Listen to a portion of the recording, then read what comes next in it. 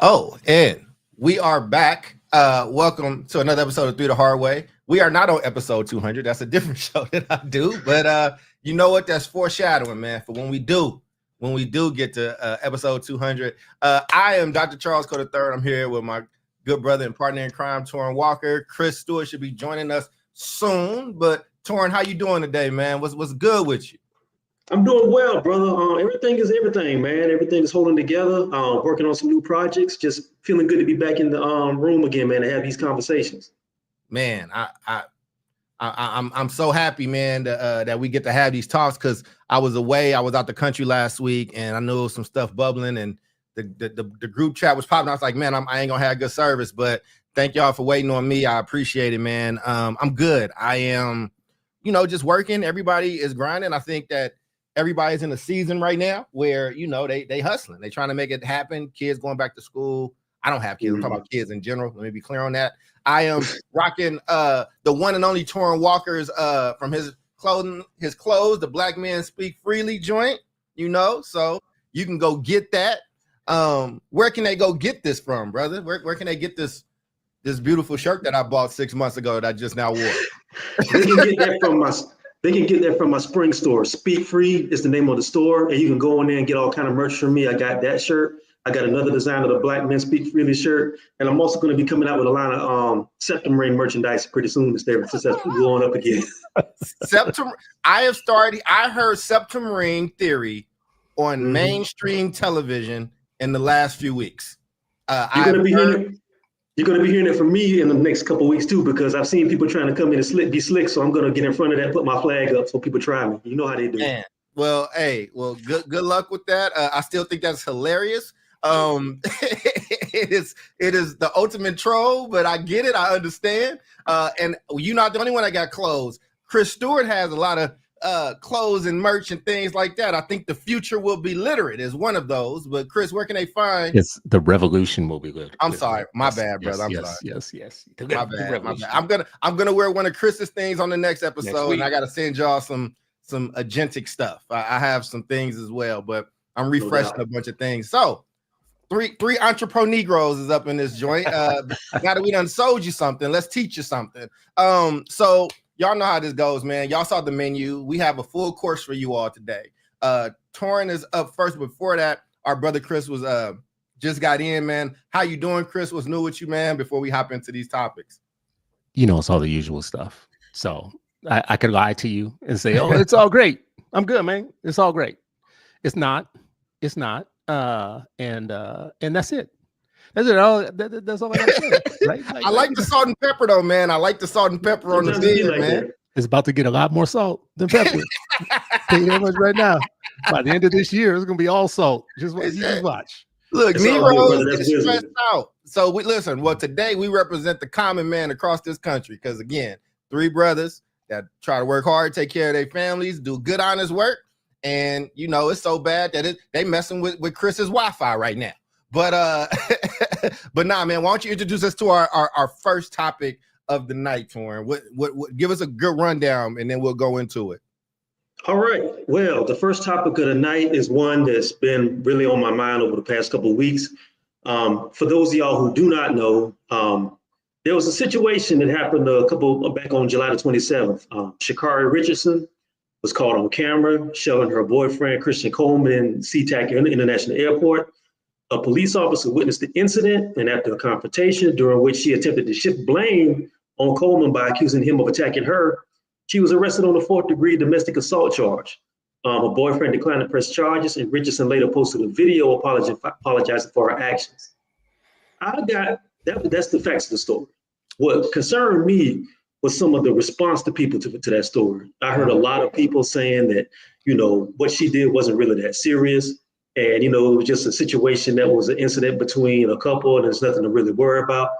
And that concerned me because I feel like if the genders were reversed, there would have been the people who work for ESPN would have hopped out of their beds that night and ran down to ESPN in their underwear to go live about the story. Your man would have put on his suit and got on the mic and went to yelling. But to be honest with you, I just felt it was important because we don't talk enough about male victims of interpersonal violence. And I think that there's a situation, especially when it comes to Black men, when these things get downplayed. So I wrote an article about it. the article blew up. I got a lot of love for it, and I also got a lot of hostility from a lot of Black men. So I think that's what I wanted to talk about. Why so many brothers feel like that what they deal with in situations that are not ideal in relationships needs to be downplayed or ridiculed. I mean, Chris, I don't know if you were if you've seen all this stuff with Sha'Carri Richardson and just your general response to what Torrance said, but I wanted to, yield to you first. You know what I'm saying? Well, I'm interested in the feedback. Like, what was, because you just said that brothers got back to you saying that they think that these things should be downplayed. So I would just love to know, like, what their point was. Well, most of what I got was a lot of brothers who were saying, man, all she did was just shove the dude. She didn't really do nothing to him. And it's weak to try to like get a sister in trouble because of one little incident. And I'm thinking to myself, if abuse is abuse and, disrespect is disrespect, why are we giving one person a pass when we know if there's an athlete and we know the long history of athletes who have either done stuff or been accused of stuff? And we know the outcome of that. If you got endorsements, they're going to be pulled. If you got commercials, you're not going to see them again. So I'm like, if it's cool for that to happen on one side of it, how come it's not right? How come it's not cool to let it rock on the other? So basically, to answer your question, I just got a lot of brothers saying, man, it ain't that serious. Some did say that, this needs to be fair, but a lot of brothers were just basically shaking it off and saying it wasn't no joke. Mm-hmm. I would bet that a lot of men would feel like there's a difference between men and women. And I would feel like that there's a lot of men who don't feel like the word abuse is the same if you're getting in a fight with a woman. Right. So I feel like that's part of what this is. Kind of like, like when boys, have inappropriate relationships with their female teachers is different than when girls do. Right. And that's because for boys, I mean, a lot of men say, well, shit, you was lucky. Right. It's not a good thing to say, but I'm just saying, men, they're like, especially. I mean, we have the real conversation, right? The conversation was to be an honest one, right? If we have an honest conversation, there's a difference between men and women. And I think a lot of brothers identify that even in a situation like this, right? Like, no, my woman's not going to slap me around. So it ain't abuse. If I decide to take it and she's rich and we rich and we want to control our stuff or whatnot, that's one thing. Stay out of business. Let us do our thing, right? But I just feel like, when it comes to abuse, whereas like abuse, I just feel like men, especially Black men, probably in their heart of hearts feel like there's a difference between men and women. Yeah. Okay. Go ahead. Go ahead. Y'all in dialogue. Go ahead. No, but here's my thing about that. That ties into what I said earlier about like downplaying abuse, because if you're going to say that, then that kind of like negates a lot of the whole rhetoric that a lot of feminists have been saying for the past 50 years, that there's no difference between somebody's gender and what one person does. That needs to be fair for everybody. So if you're going to say that, I'm not saying you, but I'm saying, but if that's the rhetoric that we've been fed into since the 1970s, then something like this shows that whether that rhetoric isn't nothing anymore but rhetoric and it's not based in reality. I'm just saying, ideally, nobody should really be putting their hands on anybody. But I'm saying if you're an athlete, especially if you're an athlete with sponsorships and you physically assault your partner, if you are a man and you're an athlete, and we are, like I just said, if you have endorsements, you already know the outcome, especially if you're a Black athlete, you already know what it is. So if it's fair on that side and that's the procedure, then it needs to be fair on the other side, you know what I mean? And abusive, and I believe that abuse is abuse no matter what gender it's coming from. So if you're going to say this, then it needs to be fair across the board. Otherwise, it's hypocrisy, in my opinion. Well, just to address one thing there.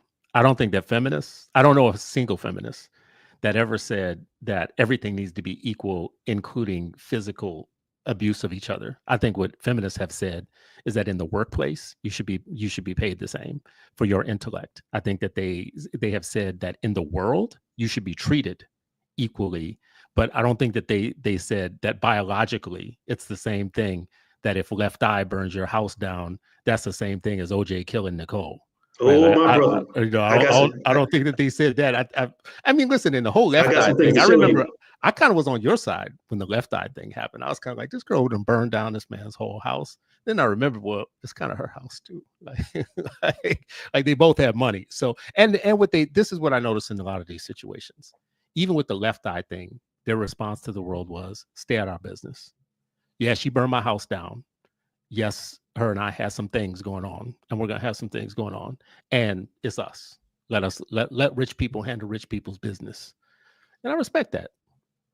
But it's not just that. Go ahead, Charles. I've spoken enough. Go ahead. Well, actually, I mean, I look at it like this, man. I'm gonna keep it a band, and I saw when you was on Twitter. Just for the record, can I just say one of my funnest things is watching both Chris's social media. No, mine.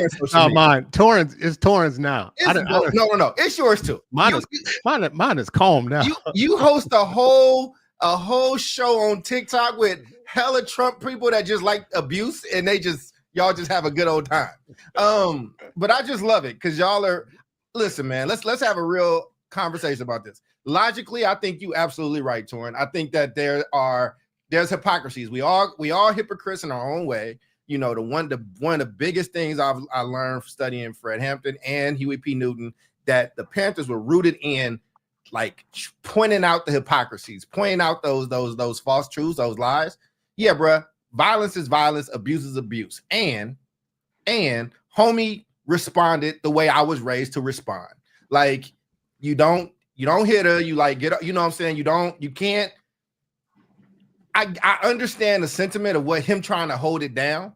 And that could blow up in his face later on. But I mean, what else could he have done in that moment? Right? Like anything else he would have done, he would have instantly been the villain instantly. And Nike wasn't gonna Sha'Carri is her deal with Nike is still that thing is gonna truck along. He's a star as well, but he is not a star like her. He is not her. And I mean, now I'm not saying that I agree with this. I'm not saying that it's right.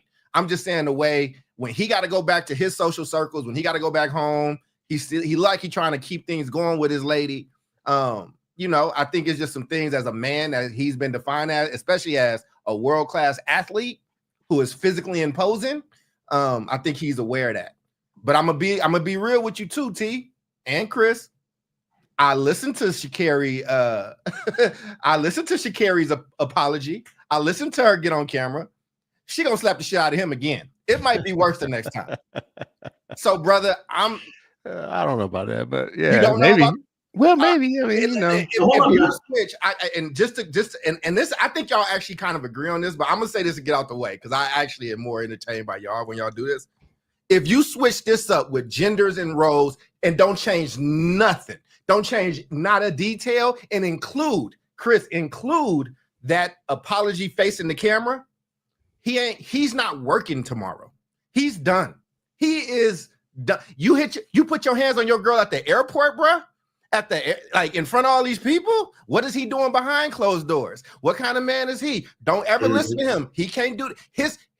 He is tarnished in a way that is really, really, really difficult to get back from. And that's my point. That's what I'm saying. If we're gonna do it, it's got to be either across the board, or we need to throw all this stuff out and define something else new. Because I'm telling you, like Charles just said, it ain't happening that way. If it had been a reverse, we both know that. Y'all sound like white people. Y'all sound like white people. We sound like white people. How, bro? This is how. I said I agree with how we handled it. This is how. If white people did this, it would be terrible. It's not if white people did it. If white people did it, no.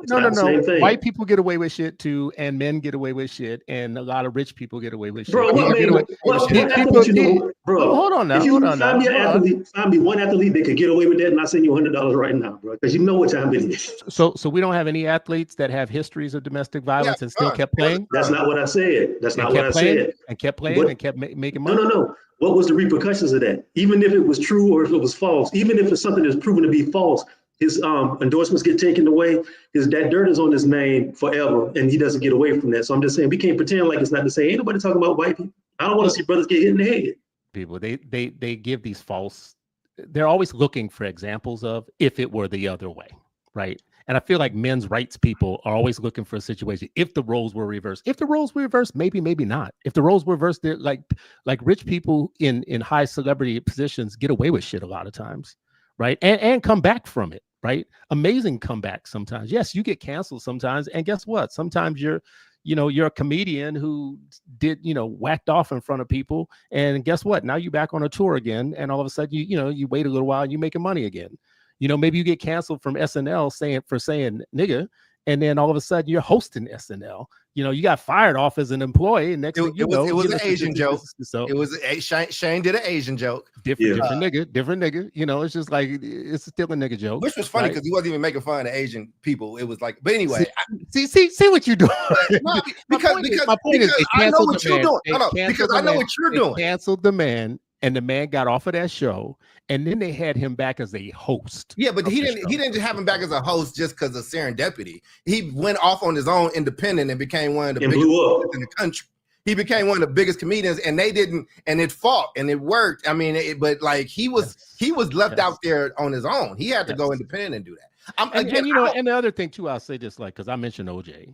OJ had a history of doing the shit that OJ was doing.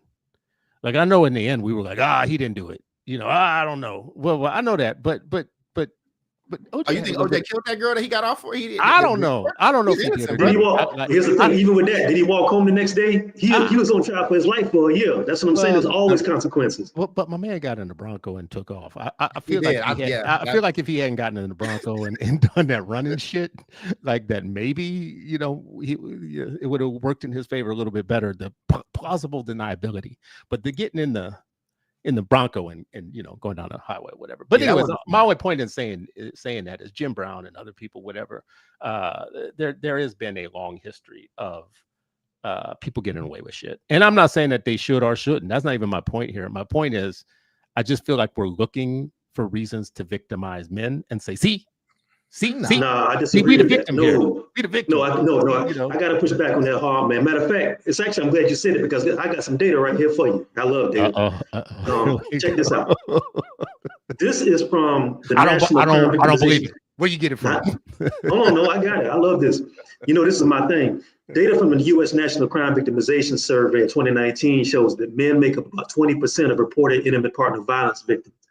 Studies from the National Intimate Partner and Sexual Violence Survey of 2024 suggest that the actual proportion is likely higher. And I believe that because most men underreport, or they don't report because of social stigma, fear of not being believed, and traditional expectations of masculinity, often discouraging men from reporting abuse by partners. And what you're saying, Chris, is tied in right into that, because that whole idea of like, I'm supposed to get hit in the head, you're supposed to take abuse and just shake it off and brush it off and everything, that keeps the cycle going. And it also keeps this stuff going to escalate to the point where somebody gets murdered. And I think that's very dangerous.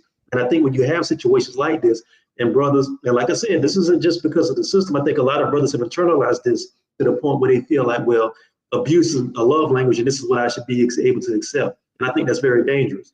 You feel like a lot of brothers are in that situation? Yes, absolutely. I feel like that. Really? I have seen this. I know it's like that. I've definitely seen in the hood, like, dudes getting it, like, you know, I've seen it really bad both ways, but here's the difference. When it's bad one way, dudes jump that man in the middle and stop it. And the other one, you kind of just get laughed at and laughed off. I'm gonna give y'all a vulnerable moment though, man. I've had a situation, never put my hands on a lady, I never would. I had a situation where I had a stalker, a real stalker, like a real one. And like I went to the police department, wrote up a report, had to do multiple reports. This person's still sending stuff to my house and doing a whole bunch of stuff and overstepping the line. I got to go to court. I'm like, yo, I'm trying to get they made it so difficult. Like, it was so difficult to the point where I'm like, listen, if I do anything, if I handle this on my own, my life is over. Like, it's done. Like, I need you to take this seriously, right? Like, and you just didn't get that help and that frustration. My aunt was like, yo, who is this person? And like, let me handle it. But I'm trying to do this a certain type of way. You know, when you got something to lose. And apparently this stalking thing. So this cop pulls me to the side and he's like, this is what you do, whatever we want. But he was like, man, we get so many brothers that come in here that's trying to go through this process. And he's like, look, man, I don't know what else to tell you. We can take these reports, but these reports not going to really go nowhere. You can go to the court and try to get an emergency restraining order, like, but you got to really say, like, you know, feel like you're in fear of your life or doing something. And I said, man, but if I was to, you know, if I got frustrated and just was like, what if I just went and just, you know, it was like, I wouldn't suggest you do that because you will get arrested. So I think the topic, like, I get what we're having in the conversation, right? But like, if you can't, just what's the rule gonna be? Are we doing equal or are we doing equity? Are we doing like, well, we just in a time now, we don't really want equal, but You just gonna be here, and they gonna be here, and you just need to learn how to operate. I mean, just what is the thing that you telling me to do, and we'll operate? Because I agree with how the man handled it. I agree with how the brother handled it. He shouldn't have did nothing else. I actually agree with him holding his lady down. I think it was the right thing for him to do, to be like, yo, like, my girl we working it out. We got this. Like, I respect it, because I respect how he handled that as a man. But if we're having just this conversation from an intellectual standpoint about these rules of logic, right? Like, that's where it becomes a pretty interesting conversation. So I'm hearing you both, and I'm kind of agreeing. I don't even really see y'all disagreeing too much. Like, what should happen, Chris? I guess I would ask you, right? Like, you have we disagreeing, and you two are agreeing. Well, let's just be clear about it. Let's be clear about it. Then be a provocateur if you want. But if you're not son, provocateur, let me get my question off to you then. Yeah. If your son is dating a woman and she's putting her hands on him at the airport, and that's kind of happening, how are you counseling him? What are you saying to him? How would you want him to handle that in that moment? I think my first part is, what is he saying to me? Because these are two grown people. These are two grown people who are telling you what you should be thinking about their private situation right now. And you guys are making it about something bigger, which is bigger, like a social issue. Like, it's not about her and her man. It's about like all men and all women. But I think with both of them, they're in a partnership right now. And they're in a business partnership too, by the way. They're not just in a, let's not pretend that marriages sometimes aren't even straight up, especially celebrity marriages. I don't think they're married. Are like, well, I just mean like, just their business arrangements sometimes in on top of being love arrangements, but whatever. I mean, like right now, she's having to do apology. Why is she having to do that? Because there could be consequences for her right now. I guess don't ask me what I would counsel. I'm just saying, I'm asking y'all what y'all want. Y'all want her to lose? That's a direct question. No, that is a valid question though, because when it comes, this stuff is all academic till it shows up at your house. So but this is a real valid thing that we need to get into. No, and this is my point. My point is, like, he would be telling me things, right? This is the thing. My son is grown. He would be telling me what's going on in his situation. Now I could throw that away and say, no, you should make a deal out of this. You should turn this into something else. No. This ain't about your money and your household and all that type of stuff. This is about other men being slapped by their women or whatever. I'm not saying whatever. I'm not saying. So okay. I'm gonna let you finish. I'm sorry about that. Yeah. My thing would be to say somewhere that I did. That's not what I'm asking. Well, this is just my response, though. Well, I'm gonna ask you again though, because I want you to answer that. No, this is that I asked. This is actually you asked me what I would do. What I would say to him, how I would advise him. Be telling me. I'm saying, if you see your son on ESPN Sports Center, and this is what's happening, and then you're like, and he ain't talked to you yet, you're calling your boy, like, and you like checking on him, like, what do you want him to? Should he stay? Should he work it out? Should he get as far away as possible? Should he like protect himself? I'm just asking, because you are the father here too. That's another reason. No, I mean, but I don't know how I didn't just answer that. Like, I wouldn't go into the conversation telling him what to do. Okay. My like, son, what's up? Like, what's happening? I saw this shit on here. Tell me what the deal is. Oh, Dad, this is what's happening. Blah, blah, blah. They're making something out of nothing, or they're doing this, or they're doing that, or the people are after us, or blah, blah, blah, whatever. But that's what I'm looking for. I mean, y'all can like laugh it off. I'm not. I want you to answer. I don't want my father calling me, telling me. I'm not saying that's not. I think maybe I worded the question poorly. I'm just saying, if that happened to now, that's the answer for your son. You also have a daughter, and now you see your daughter have this exact same situation happen. And where she's whooping up on her husband. No. It's switched. No. It is reversed. Somebody put their hands on your daughter in the same way she did to him in this airport. What does that call like now? I get it. I get it. Yeah, I am gonna get it now, because this is it's different, right? Yep. Y'all just made my point for me. I started this out by saying that I'm one of the people in the world that believe that men and women are different. And I agree. I started off saying I don't believe that the genders. I don't believe the genders do everything the same exact way. I don't either. And you know this about me. You've already heard this from me before. Well, we have a show, Chris. These people don't know you. Answer it. No, but I'm about to say it because you've heard this from me before. I'm a father of several boys and one girl. Mm-hmm. And I tell people all the time, on the day that my daughter was born, I became a feminist and a sexist on the same day. And I'll tell you how. I became a feminist, and I tell her Stab somebody if you have to, right? You fight to get out of any, you fight, blah, blah, blah. That's the feminist side of me telling her, you better fight. You better do what you got to do. The sexist part of me is to tell all her brothers, she better never have a problem in her life. That's Absolutely. what y'all are for. That's what y'all are for. So, because I'm going to die. That's interesting.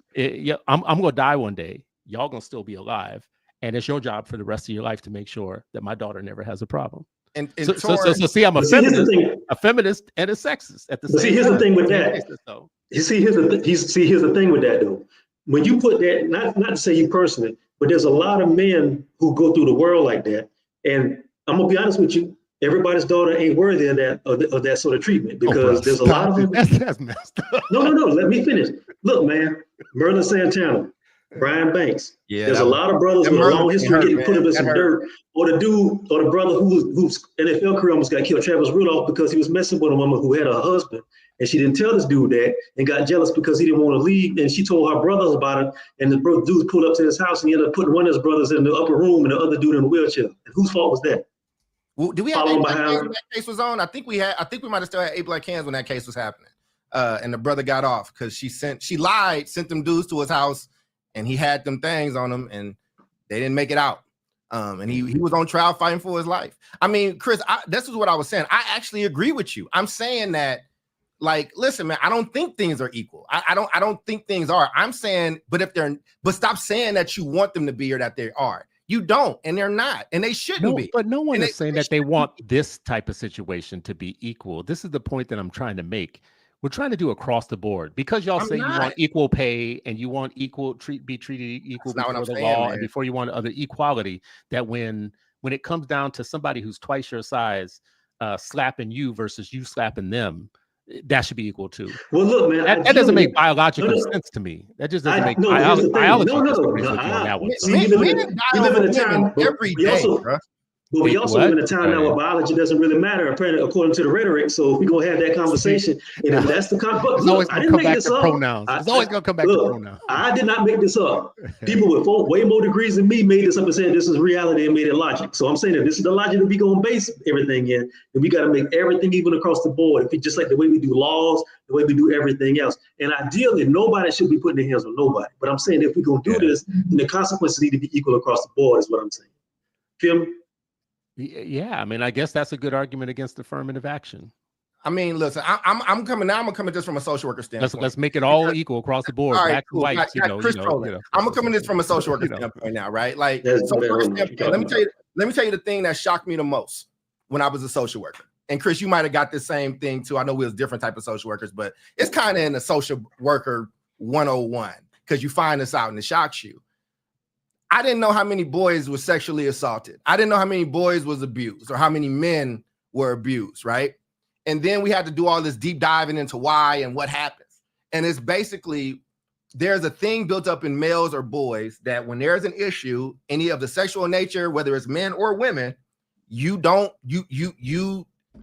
it's not safe for you to say nothing about it, right? Like you're not able to kind of deal with it, right? I was astonished at the number of boys, the number of boys that I've worked with that came out of those type of situations. Now, is this the same as this situation? Not necessarily, right? I do agree that there are some differences, but there are men that are being beat up and abused, and this is part of this is the reason why they're not going to the proper authorities and getting the help that they need, and then they're gonna snap, and then it's gonna be something crazy, and it happens the other way. Like you said, Torrin, nobody should be putting their hands on nobody. And I want Sha'Carri Richardson. I'm a huge fan of hers. I want her to be okay. I want them to work this out. I want this to go away and them to become the beacon of like what this can be. Like, I'm serious. Like, I really root for her. I really want to see her do well. And I also want to make sure, like, if we having this type of conversation, what are the logical rules that we playing by? If we're playing by the rules that Chris said, I'm with it. Hey, man, there is a different set of rules. Chris, you know this about me. I'm gonna tell the people because they don't know this. I told him, me and Chris talk about my dad a lot, and Chris likes to tell me I'm the problem with my dad. But when my father had two boys first, he had two fathers first. He had two boys first, and then when my sister came, this nigga learned English. He got feelings. That's right. He is the sweetest. Right. My sister will argue. You know what that is? That's nature. my sister, if That's my what that sister's is. watching this right now, she will Yeah. come on and like yell at me for having anything of an inkling to say about my father, even though she was not there for 8 years. I'm 8 years older than her. And so I get it.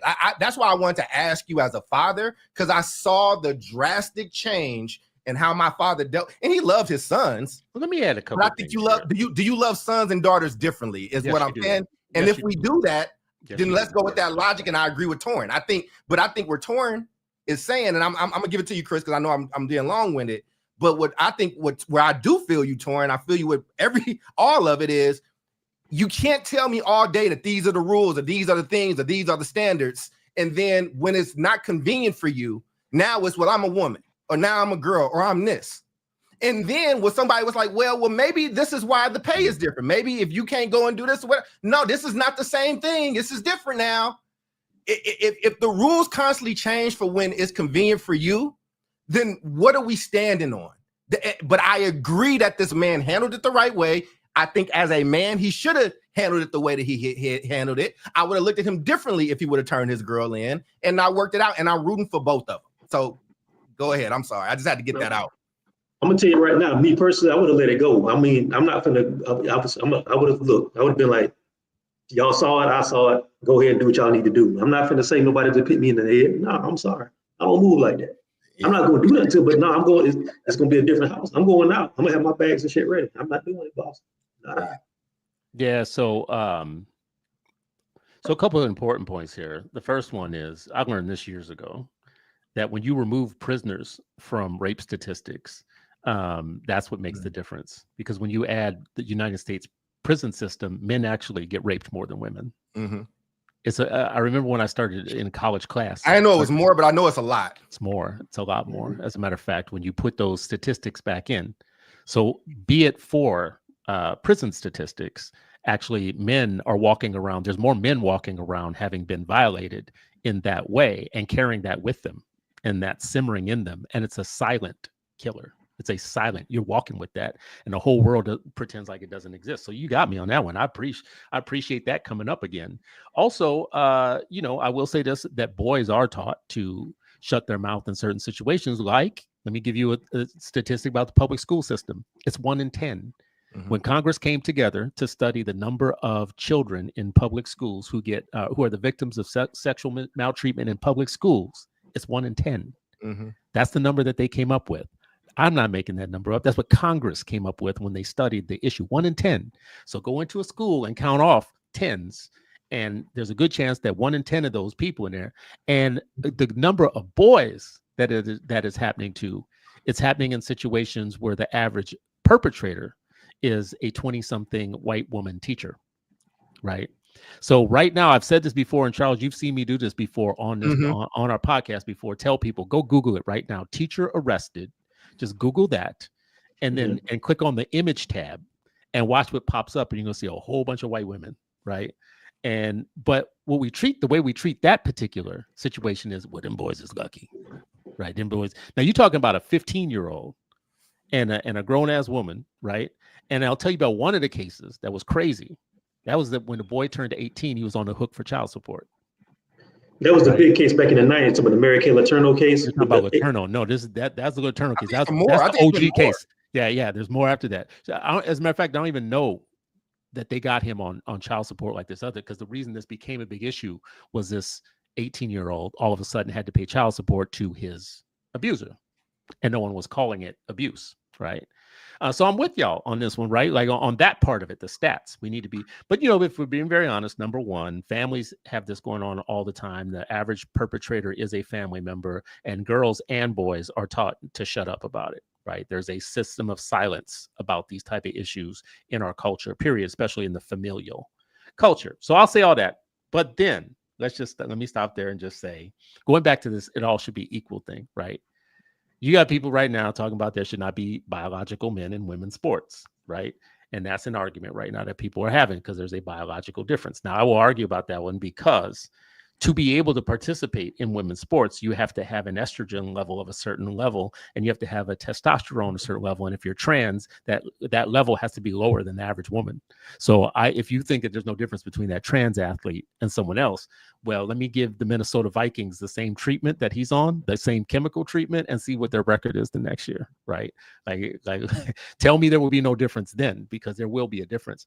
My only point in saying all this is, there is a difference. If we cannot draw a distinction between women needing to get paid the same as men for the same job and the same work, needing to get treated the same way by systems versus a system where obviously physical differences come into play, then I don't know what we're talking about. And here's the thing I think y'all might agree with me on. You might agree with me on this. I think she gets treated a lot differently because we have, and she always has been, because we have a class situation in celebrities, and she has always been treated as ghetto. She's treated the same way they used to try and treat Venus and Serena in the beginning, two girls from Compton playing tennis, and they tried to ghettoize them all the time, right? Like, and they weren't ghetto people, right? But they tried to ghettoize them to try to, she got extra scrutiny. I feel it's the same way with Richardson from the very beginning. I don't think that this lets her off the hook. But I think if y'all have ever been around, which I know you have, because y'all got some of these tendencies yourself, a certain group of people. What do you think you was the gift? Wait, what kind of tendencies is you talking about? Go ahead. You know what I'm talking about. Y'all got tendencies. I don't know what you're talking about. I need you to explain. I do not know what you're talking about.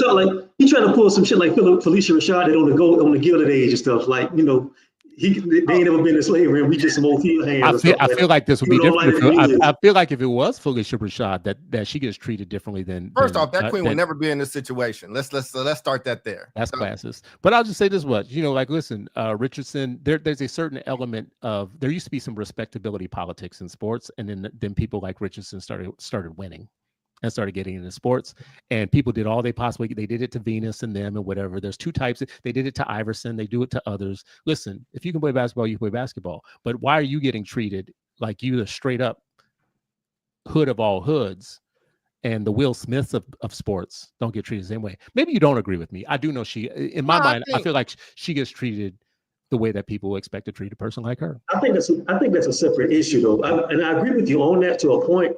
But what we're talking about is the responsibility for the things you do in your actions and stuff. And the only thing I'm concerned about in this particular incident is the girl put her hands on somebody. I wouldn't care if it was another girl. I wouldn't care if it was another dude. I'm just saying, if you're going to get to the point where you can't be able to control your emotions and you don't know how to resolve conflicts without doing that, then there's an issue that you need to deal with. And I don't think any man in his right mind would sit there and put up with that. You know what I mean? Personally, I wouldn't do it. I'd be out.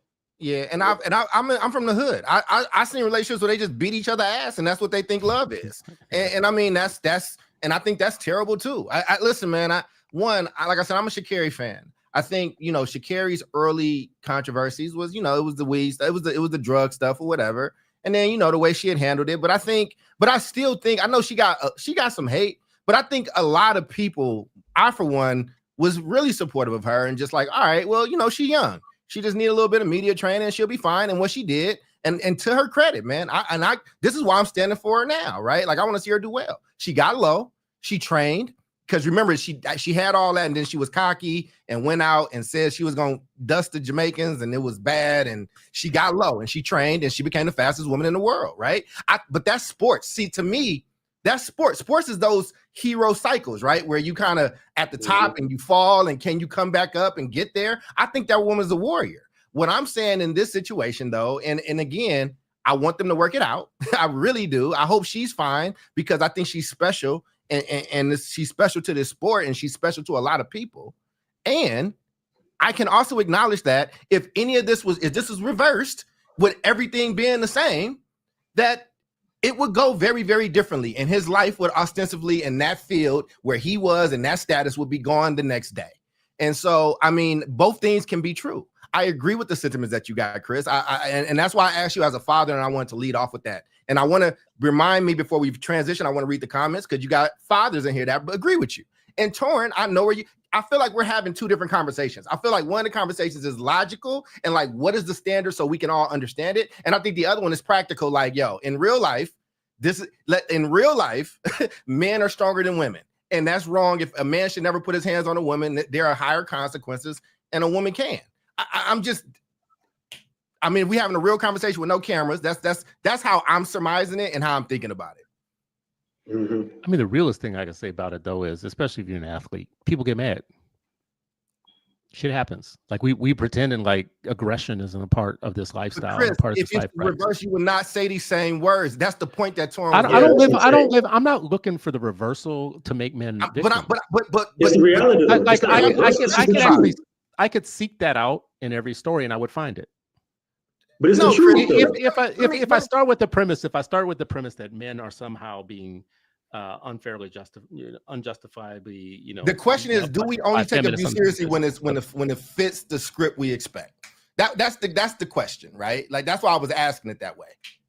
Yeah, I think people are taking it seriously. She's out here apologizing all over the place. I'm looking at 15 different articles about the woman. Her life is being dragged through the mud. She's being dragged through the mud. I don't know what, would this only be taken seriously if she had already lost her endorsements today, right now? No, is that what we want? Is that what we want right now? I don't think it's the same, brother, because look, like I said earlier, man, if this had been, let me finish. What I'm saying, nah, brother, it's different because like I said, the level of coverage about this is a lot more toned down than it would have been if it had been somebody else or a guy who had done this. Look, me and you both know Malika Andrews and Jordan Taylor and Stephen A. Smith with a hot night in bed. They had this stuff.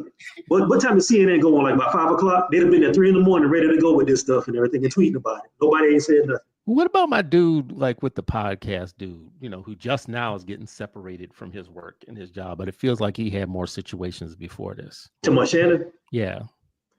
But Shannon was, he ain't beat nobody up. Bro, I mean, he had accusations of abuse though, right?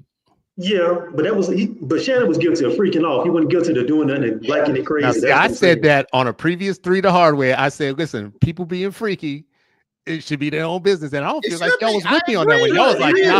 Y'all was like, nah, he's stupid.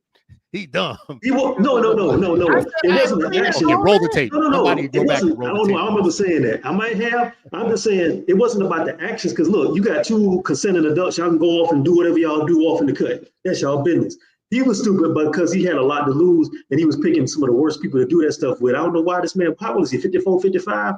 And you dealing with like 20, very young. I just but I mean, 22-year-old that's just bad B management. But this is my thing, though, right? Like, but putting your hands on a person is illegal, and putting your hands on a person in a federal building in an airport is illegal, and you did it in public. And what I'm saying is, and again, this happens in their home, and nobody ever finds out, and they work shit out. Then they work shit out. I'm just saying. Now we're talking about the realm of the law. The law don't get to play those games. The law is not supposed to have like a standard for this and a standard for that, right? Like, what is it? But I don't want to argue it just to argue it, because I actually, like I said, I agree with you, Chris, on the realism of it. Like, I'm like, yeah, if it's my sister versus like she should keep her hands off. Don't put your hands on nobody. Like, we're gonna have a different conversation, but I'm gonna protect her with my life. I'm gonna stand there and I don't, if a dude ever puts his hands on you, like, I don't care what, like, we got a different issue. It's not logical. I got like a plug to make here too, by the way, because I asked you if y'all had watched Damascus, and I just want to put a plug. I want to put a plug for people to go watch it, because this issue of your sister doing this exact same thing is in the first episode, and and my dude is faced with the decision as a brother what he's going to do, and him and Martin Lawrence and a few other folks have this conversation about what he should do with his sister in this situation. And I'm just gonna put a plug in it because it's a good product, it's a good show, and folks should go watch it. But this exact situation we're talking about right now becomes a conversation amongst 3 black men about what you should do if your sister is in this situation. Should I tell this story? It's good for the show, but it's kind of personal. But don't nobody I know watch this shit. So here, I got you. So me and my brother, like my best friend, not my real brother, but we grew up like brothers, right? So we're all really close. I have a cousin, beautiful girl, a little older than me, call me crying. Such and such put his hands on me. He's a big dude, like 6'3", kind of stacked up. My brother is back from Iraq. 2 tours in Afghanistan, two tours in Iraq, 1 in Afghanistan. He hears me on the phone. I'm here with, it's a while back. I'm here, my girlfriend's there at the time too. All 3 of us are chilling. Instantly, we don't have a conversation. He goes and grabs certain things. We get in the car, leave my lady there, make sure that my cousin is now at the crib. My lady stayed. At the time, I'm single now, but like this is back in the Bay. Stays there. We go. We pull up. Hey, bro, it's a big dude, so them things are there, right? And he's just like, man, let me just let y'all know what happened. She hit this nigga with a car. She hit him. Oh, that's just not funny, but that's just funny. She hit him with a car. I said, wait, what happened? I said, bro, you hit, but you can't be hit. He said, I ain't hit her. I pulled her out the car and held her and got her off. So like she was hitting me. So what did she say had happened? I called her. Yeah. I called her. Yeah. Such and such. What the fuck is going on? Excuse my language. I'm just giving a real conversation. He blah blah. I said, this is what this man just said. I put it on speakerphone. This is what this man just said. And like you're listening, you know how you could tell like that's actually what happened. She's like, yeah, but yeah. I said, hey man, check this out, man. I said, hey, I still need you to keep your hands to yourself. Like, I don't want to, like, just, this is 3 black men. There are guns involved. Like, this could have went really, really bad, right? And I had to tell her, and then it's like, yo, man, like, why would, this is not love. Like, I had to talk to her about that. And then she went back with him. I said, listen, I love you to death. I said, me and my friend could have lost our livelihood, our lives, our freedom. And you about to go back to this dude. Don't ever call me again with some of this type of bullshit. And again, and that's why, like, when we had these kind of talks, there's a talk in like up here, but then there's like a real conversation. And I know all of us have, it might not be that story, it might not be the stalker situation, but all of us have encountered this on some level. And like, do we want men to go and like report this stuff? If the script is flipped, do we want them to just handle it on their own to their devices, who probably ain't the best communicators and probably don't have the best control of their emotions and all that stuff, and the other person is also irate, or they hit you with a car and come and say that somebody is beating on them? Or and that's my point. That's what I said. Like that whole idea of crashing out over stuff that you don't have any hard evidence for. I don't play that game, man, because at the end of the day, usually it's like this. One of my favorite movies is Akira Kurosawa's Rashomon. And when you come into situations like this, for people who don't know, I know we got a real intelligent audience, but Rashomon is sort of the origin of that trope where like something happens and you got 8 or 9 people telling you different stories and they're making themselves the hero in every story. And then it turns out everybody did some bullshit and they try to cover it up by doing that. In situations like that, it's almost invariably how it goes. Somebody lying, somebody embellishing stuff, or they're not giving you the full story. So are you willing to spend 20, 30 years over half of a story, sitting in a cell, thinking how stupid you were? Or do your mom and them got t-shirt money so everybody can go buy some t-shirts over some shit that ain't got nothing to do with you in the first place and you get half a story? I don't. I ain't finna do it, so therefore I'm finna sit home. And therefore, unless I know what you're dealing with, and my question to the dude is, why did he go back? I would have been going for that would have been my clue right there. Because some of us grew up in toxic ass environments, and that's what love looks like in a lot of different ways. Now, listen, I mean, but if we having a conversation, some people, especially young people, not just them, but they learn that shit from watching people. They learn that shit from watching like domestic violence, and people just wake up the next day and move on with that shit. Like domestic violence is one of those things that was nagging in the 60s, 70s, 80s, and 90s, and guess what? It ain't went away today. It's just that there's phones and cameras everywhere. And so anyway, before we get there, first off, I love this show. Like, Chris, you are a superstar. You're very good at this. Let me read, and Torin, I love the way you set up the question. We got some, I just want to make sure I'm reading these people because they in here. Eric Williams, brother, we appreciate you. Eric had your back, Chris. He said, I have 4 daughters and 2 boys, and yes, damn it, suck ass. The rules are different. Touch my girl if you want to, right? That's right. Eric also had your back and said, I agree with Chris. The duality of it is real. Now, mind you, my daughters are taught to keep their hands to themselves and treat people how you want to be treated. Typically said, I appreciate this conversation. Thank you. We appreciate you as well. She said, I agree with Charles. I think Christian handled it the right way in that moment. But when things cool off, he needs to consider leaving, right? That's what I thought the fatherly advice was going to be from you, Chris. I was trying to set up the alley, but that was my bad. Don't consider it back and grill. That's my opinion. Listen, if I'm in Cuba smoking a cigar because Richardson done paid my flight and my son called me, I'm gonna be like, well, wait a second, bro. Like, listen now, I'm gonna need you to think this You are through. You know terrible. what that, Chris, I'm you gonna know need what you that to sound think like, this right? through. I'm gonna Chris, need you you know to what think that this sound like, through. right? What's Pippin it and sound like? son. What's it sound- You know what that sound like, right, bro? I mean, we got a good thing here. But I respect your game, but you gotta have vision. Let me You finish saying you can't reading. control your Let me finish reading. And y'all see you read the comments and interact. Please keep the comments coming. We want this love. We want this love. Do a comment that gets Chris and Torrin really going. Because Chris out here trying to be on Willa Dynamite stable out here. I love it. Typically said, I'm a Sha'Carri fan too. This really disappointed me. What really hurt me was seeing her constantly trying to get her boyfriend arrested. We didn't even bring up that part.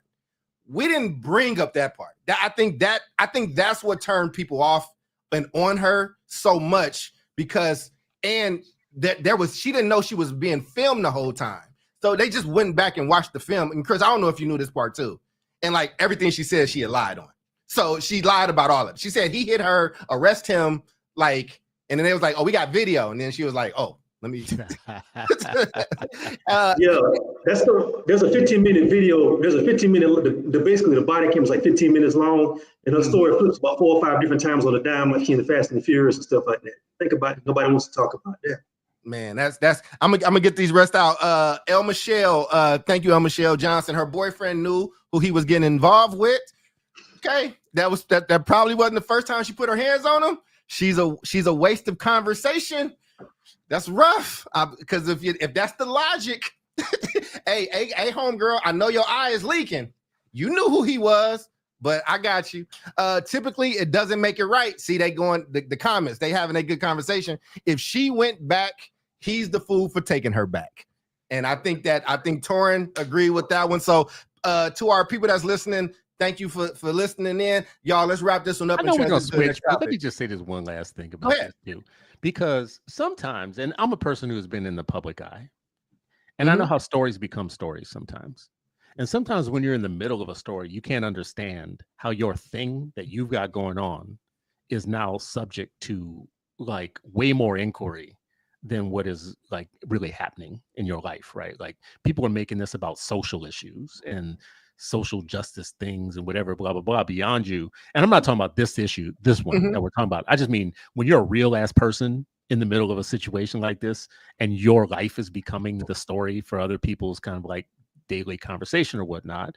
I just feel like it feels different, but I'll just say this much.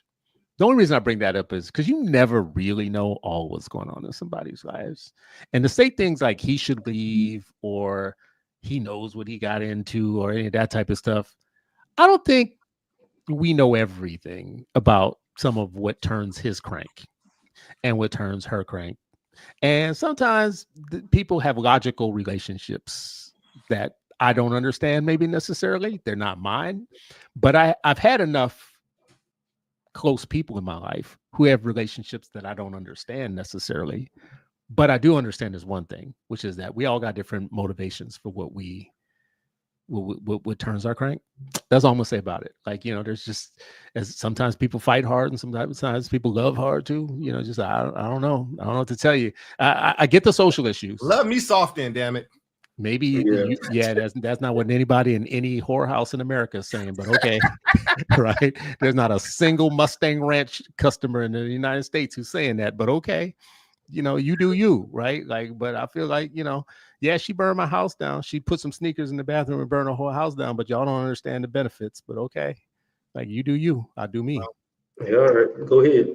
And when the coroner, I mean, that'll be a good story for the coroner when the inevitable happens. Listen, as always, Torrin, you and your topics always set it off right. You lob it up there for Chris, and he comes through with like Shaq and pulls down the rim. So again, Shaq and Penny over here, but this is your topic, man. Close us out on it, man. Like what's your final statement on it, and I'll transition us.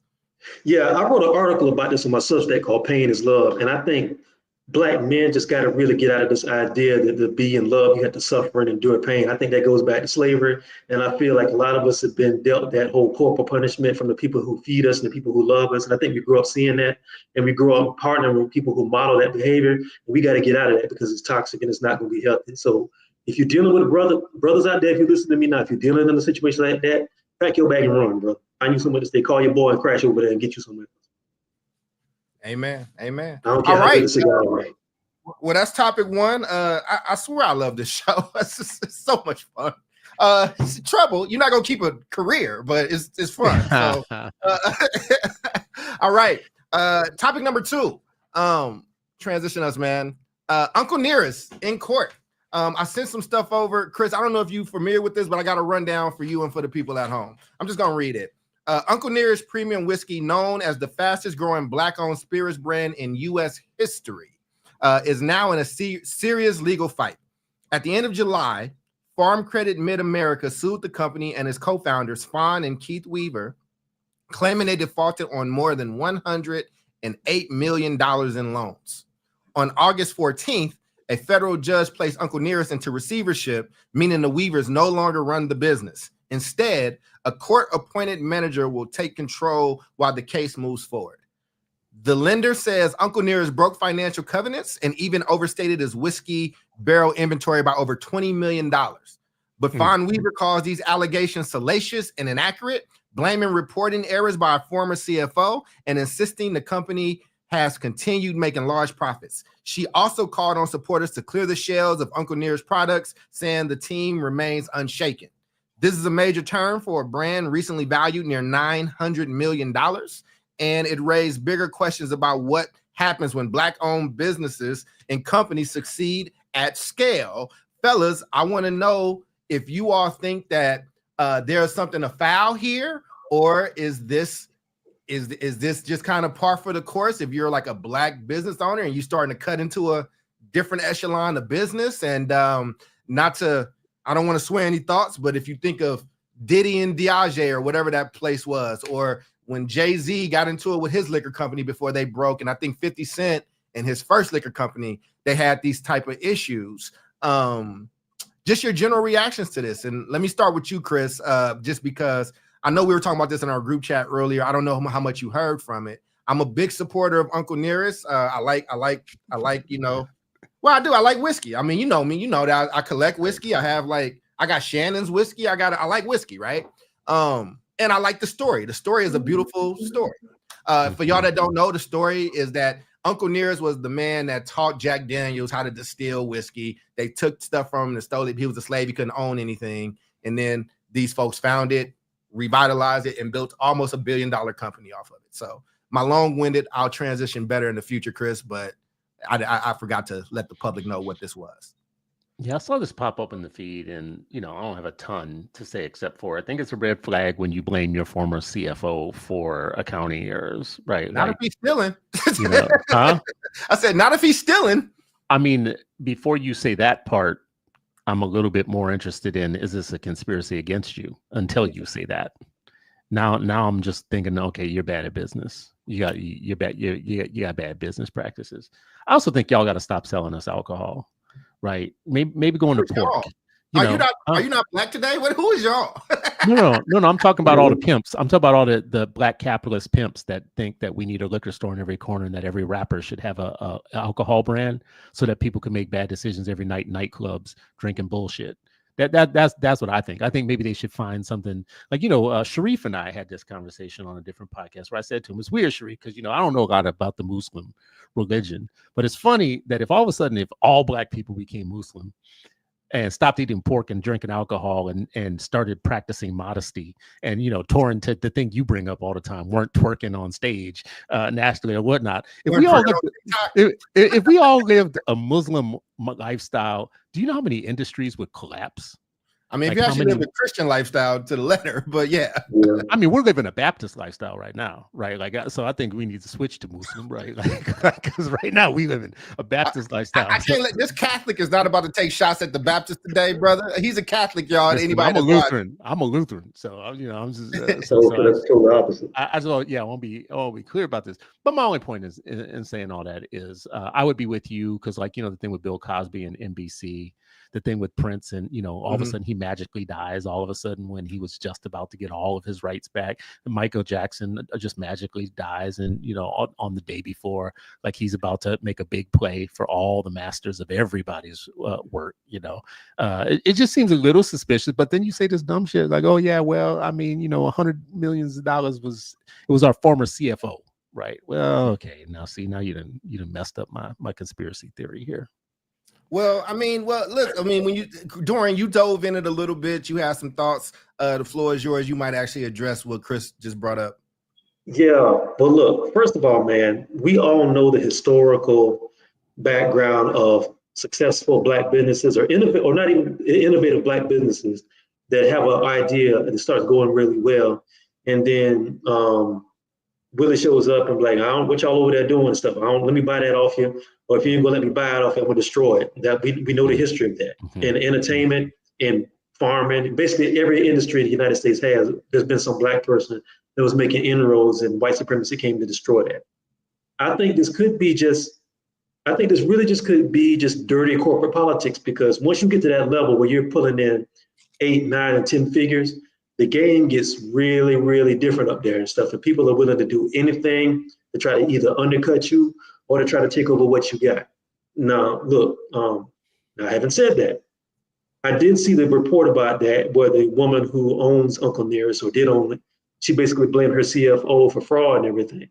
I don't think it's a cop-out to say that that's what happened, because if you look at the history of any business, even white businesses, especially white businesses, they got a lot of shady people who work in their accounting or who embezzle funds, stuff like that, but they're able to keep that away from the stockholders long enough for them to cover that and get the person out of there, or they're able to spin that story. So I don't think it's something that's inherently on Black businesses that they have crooked people working for them, because trust me, other businesses do as well.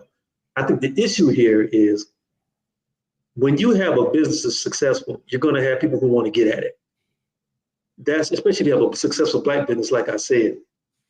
I think they saw the opportunity, but I think this individual in their organization opened the door for the opportunity to be there. And I think that's the issue that we got to deal with.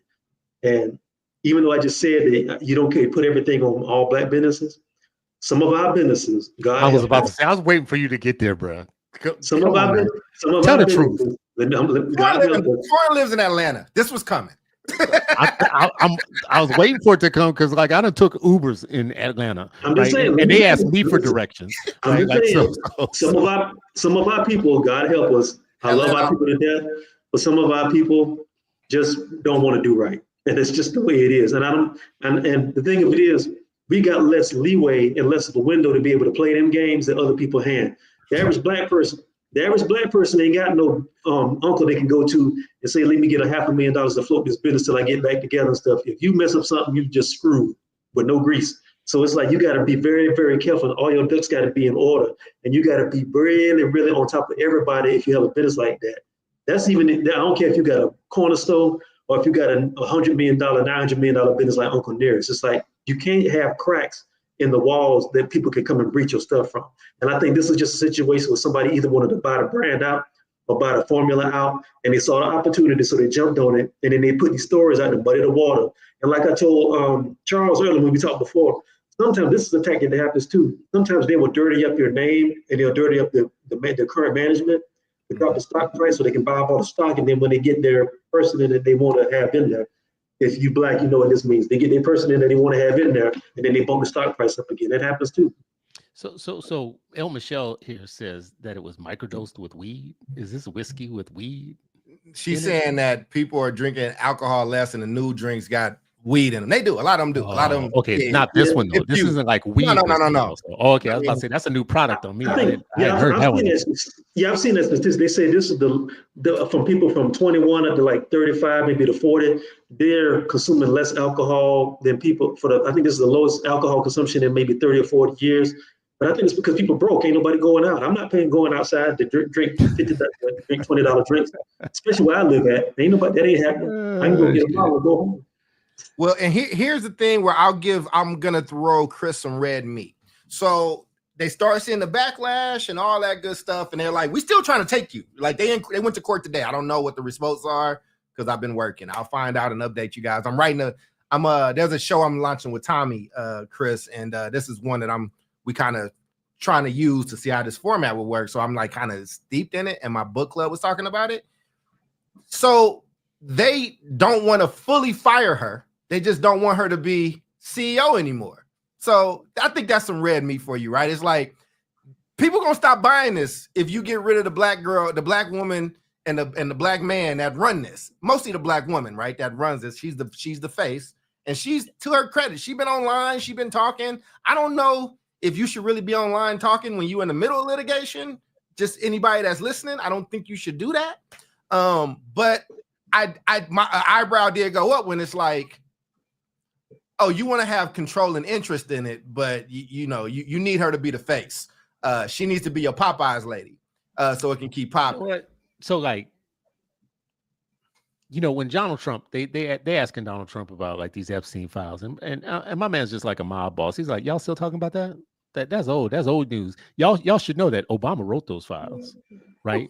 So Obama is always is always his foil. He's got a built-in excuse for everything. It's always Obama and the Democrats. They done wrote this all the blah blah blah. It's like red herring on the Scooby-Doo commercial, on the Scooby-Doo show. It's like Obama's his red herring. Everything is red herring's fault. What did I do? Oh yeah, Obama did that. He made me do that. And I feel like it could be sometimes the same times. Like sometimes we have bad black businesses and people who doing bad business and whatnot. And their default when they get caught out in being bad business people is to try and rally the black community around their blackness. Now, sometimes it's true and sometimes it's not. I just think we have to be shrewd consumers of the news, because in some cases, absolutely, they're trying to take your thing from you. And it's because they see, listen, y'all not even old enough to know about what I'm about to say to you, right? Come on, tell us this is like some old slavery day shit that y'all not gonna know. Y'all probably know this. There was a period of time where there was no black makeup, right? And people would go to Revlon and Estee Lauder and all of them and tell them, we're here too. We're real people. We got a blah blah. And they'd be like, no, makeup's for white people. Blah blah blah. So then black folks started making makeup. They started creating new colors and makeup, whatever, blah blah. And Estee Lauder looks over and Revlon looks over and they're like, well, remember when we said to y'all that black people don't buy makeup and blah blah blah, whatever, blah blah blah. Well, now we're ready. Well, the end of the story is that all those black brands that did that now are owned by Estee Lauder and Revlon, right? Like, and it became a money prerogative. But to your point, Torrin, and I think you're saying this too, Charles, if you go back, the only reason I know about these stories was because there was some espionage in it. There was some espionage I didn't know that. There's two areas of the world that I didn't know have this type of savage business practices: the toy market and beauty market, fashion, beauty, whatever, blah blah. And in the fashion market, that's what happened. They went and sabotaged the black businesses and took them over. And now, even when you think you're buying a black brand, hair brand,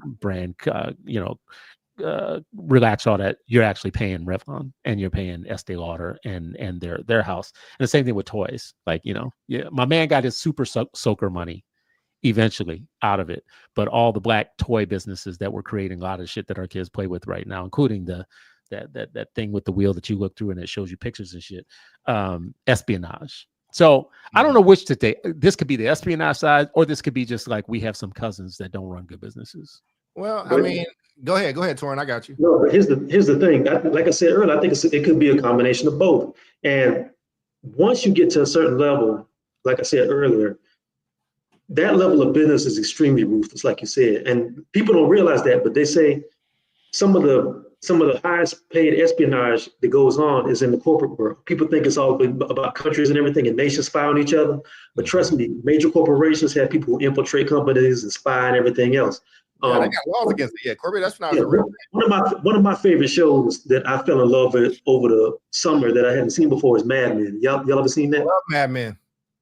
Everything about Mad Men is about these white men in the 1960s who are trying to cut each other's throats in the office, outside of the office.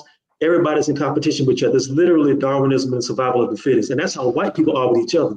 So even if you take race out of it and you're a corporate person, you're going to have these dynamics that come into play, and you got to be ready for everything that happens. Also, one of the main themes in that show is that the name of the company is called Sterling Cooper Draper Prices and Ad Agency on Madison Avenue. A lot of times, a lot of what they're doing is selling the facade, but everything behind the scenes is hanging by a thread. Almost every season, they're about to go out of business and everything, and they have to pull some. They have to either Houdini some stuff up and make it happen. That happens a lot in that world. So I'm just saying, if you do that and you're aware of that, that makes it even more incumbent on you to not have your CFO dipping out the back, whatever doing. How come you're not watching the receipts? How come you're not seeing these reports every single day? You got to be on top of that. It's a cliche, but when you have a business, if you have a business in general, you got to be on top of it. But especially if you have a black business and using the history that Chris just said, where everybody's on your ass trying to look for something to try to pull apart and looking for chinks in the armor, you really got to be on top of your stuff. And if you're not, then you get a situation like you got here. Yeah, me and Charles will probably share this thing is like hiring people and being the boss sometimes is a pain in the ass. Yeah. I'm hearing a lot of people right now say, if I never have to be a boss again, and I don't want a boss, and I don't want to be a boss ever again. Yeah. Right? Like, so hiring a good number two, a CFO, a you COO. Said, let me just be Stephen King. Let me just write books and be every morning by myself, just for 4 hours a day. Just let me write in the morning. I got a whole house where I just write books. The moment that you need a CFO and a COO and a CCO and a CTO, you're done at that moment. Like, because now you better have some ninja-like skills, business skills, just in the hiring part and watching what they're doing. Right. I used to believe this thing around just hire good people and let them do their job. That's the dumbest advice I ever got. Just hire good people and let them do their job. You better be watching folks like a hawk. It's like you get one law firm to watch the other law firm. Both of them are watching you and everything. You That's right. And they're having lunch. Well, I mean, listen, there was a thing, a comedian that just got divorced, and it started out crazy, but the divorce process kind of got them to be friends because they both was like, "Oh, your lawyer, why we agreed on this? Like, why are our lawyers like?" And like they had to come back together. It's like we still don't fuck with each other. Like this is over, but she can have that. It's fine. I don't need you to fix this up, right? Because they get to bill hours, right? Like when they start watching you, like people gonna find a way to make money off you if they can. And because I want to stay factual, right? Here is let's look at it, right? Chris said maybe it's a poorly ran company. Well, let's look at their valuation, right? Their seed round, they started out with $2.5 million. It kind of went well. Going through the years, that's 2016. Later stages, they got to a Series E, which is pretty good. And then they got their debt, and then they had mismanagement on debt. And in August 23, they filed for bankruptcy. So now, but after that bankruptcy, to be fair to them, they came back with a vengeance and got a valuation of over $1 billion. So now after the valuation over the $1 billion came, then this stuff started happening, and now you're starting to see all this other fallout. So I'm just giving you the facts so people know them. You know what I'm saying? Yeah, and also I want to make it clear that I think, again, like I said, even though I said what I said about sometimes the way our businesses move, I think this is something that Black people do a lot. It's like when you see a business that's going through something or got some stuff, we automatically want to either write the business off or cut it off and say, well, that's just how them people do and everything, even though it's us. And I want to be clear that every business goes through this. White businesses, white-owned businesses, if you want to call them that, especially when they have boards, they go through downturns, they go through slumps, they go through something where they got to file bankruptcy altogether and reorganize. They do it all the time. I mean, damn near half of the conversation you see on Squawk Box and all like that is about companies that are either reorganizing or doing stuff like that. So it's not just on Black companies. I just want to be clear about that. Yeah. I feel like we make a mistake at this level. This is going to sound naive, but I don't think it's about Black or white businesses. At a certain level, it's just about business and whether you're good at what you do. And I don't think that white folks are sitting around resisting criticizing how dumb of a business plan WeWork was. As a matter of fact, white people are happy to tell you, I knew that shit wasn't going to work. They kept giving it. You love it. I love like what I've experienced of it. Right. But they've been criticized from day one about where are you getting all this money from? Why people keep putting more money into you? This is the dumbest business model ever. And it went that way for Uber for a long period of time. They didn't turn a profit forever. Uber, Tesla, all of them, they all lose it. Google just started making money technically. They operate. What is they say about 3 to 5 years? You operate at a loss or something like that. Then you start moving. It's called 5 years, but like some of them never made. Like, you know, and they get criticized constantly. Like, you don't have white folks saying, well, this is a white business. That's why come at it. No, your business model don't make sense. And you know, the only way it's going to make sense is once you get a whole bunch of, this is the way it makes sense for both WeWork and for Uber. when they say, oh, you know what, we're not actually a car writing company anymore. We're a data company. We're just harvesting all your data and selling it. Right. That was the business model all along. Well, now they saved themselves that way because now they really are data companies now. You're getting in their cars thinking they're a rideshare company, whatever. But my point in saying that is these were paper tigers all along. They were getting criticized all along. People were saying this is a dumb idea. We don't know why they keep giving you these valuations, these billion-dollar valuations on these really stupid business ideas. I'm not saying this whiskey situation is that situation. I'm just saying in those cases, people just call it what it is. It's a dumb business idea. But now, I'm sorry, I didn't interrupt you. Go ahead. Go ahead.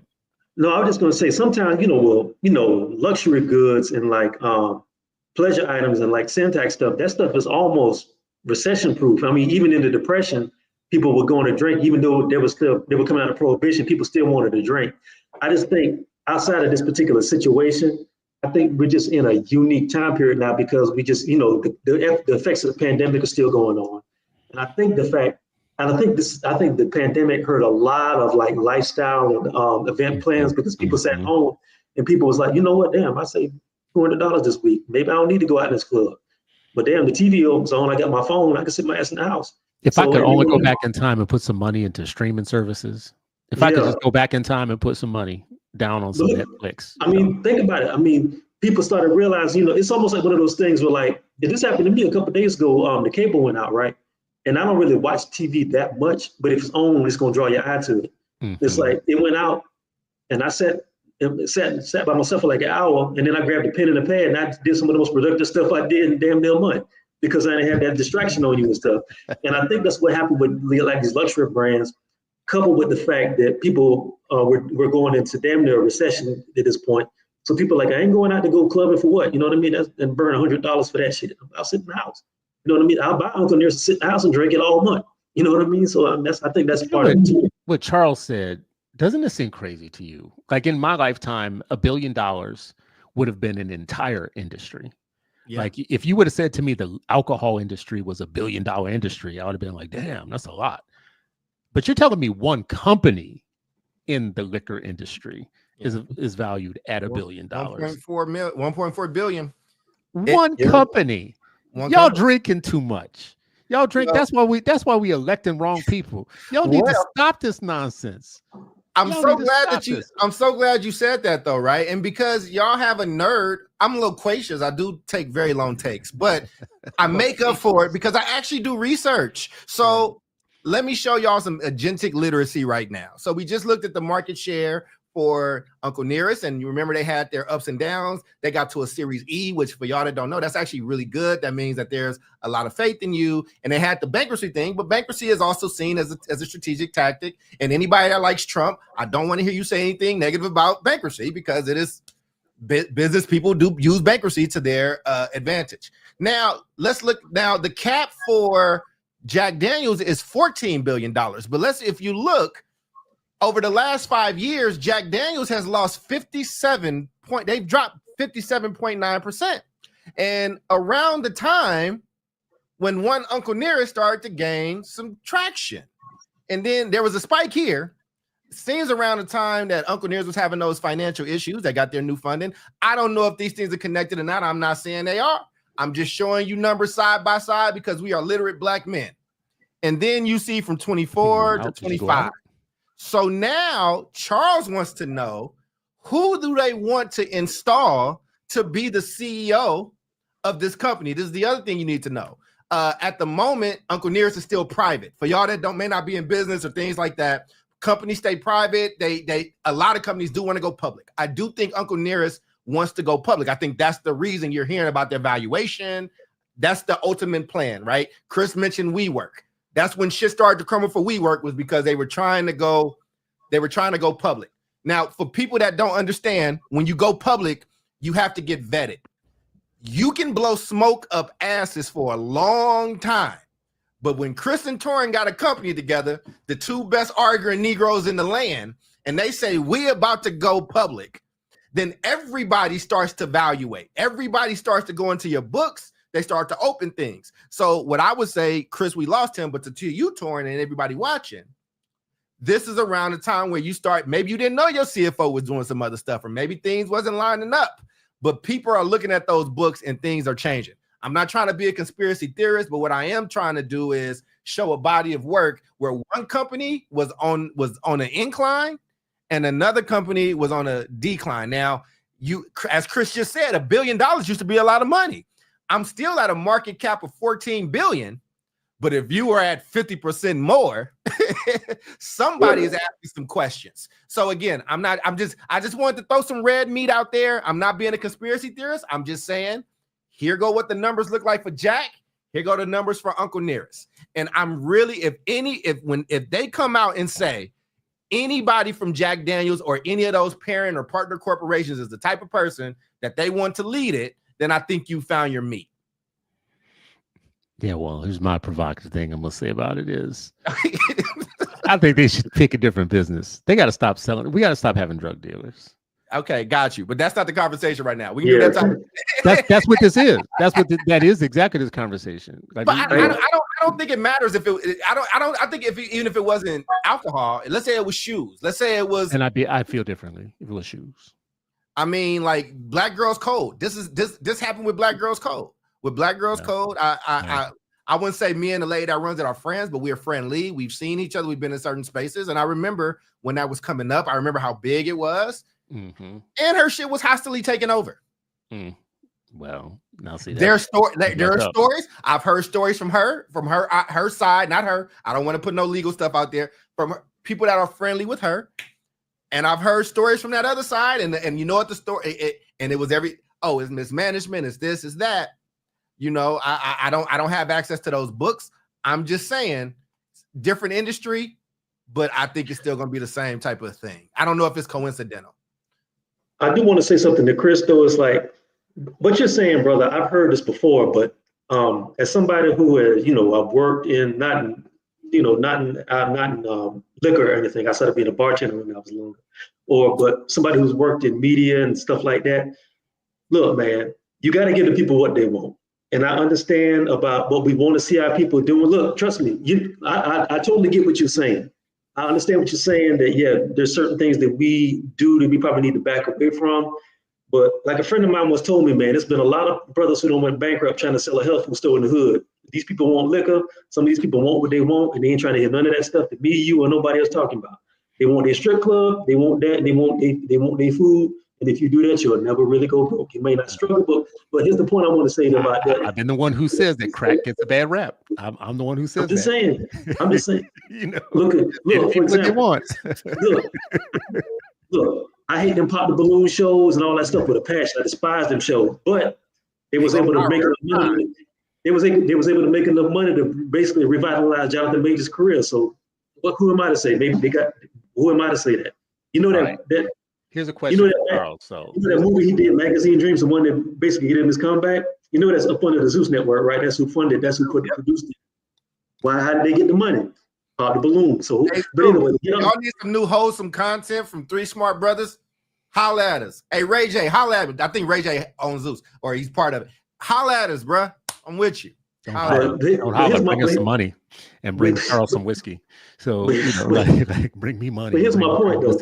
The thing of it is, something that we got to think about too is the cultural value of that, because Uncle Nearest's main selling point was this is a Black-owned whiskey, and we're kind of doing sort of like economic and historical reparation for this Black man who was basically cheated out of his birthright because he created this thing and he wasn't able to capitalize on it. So we're selling Uncle Nearest as sort of like the restitution for that. And that's why a lot of Black people bought into it.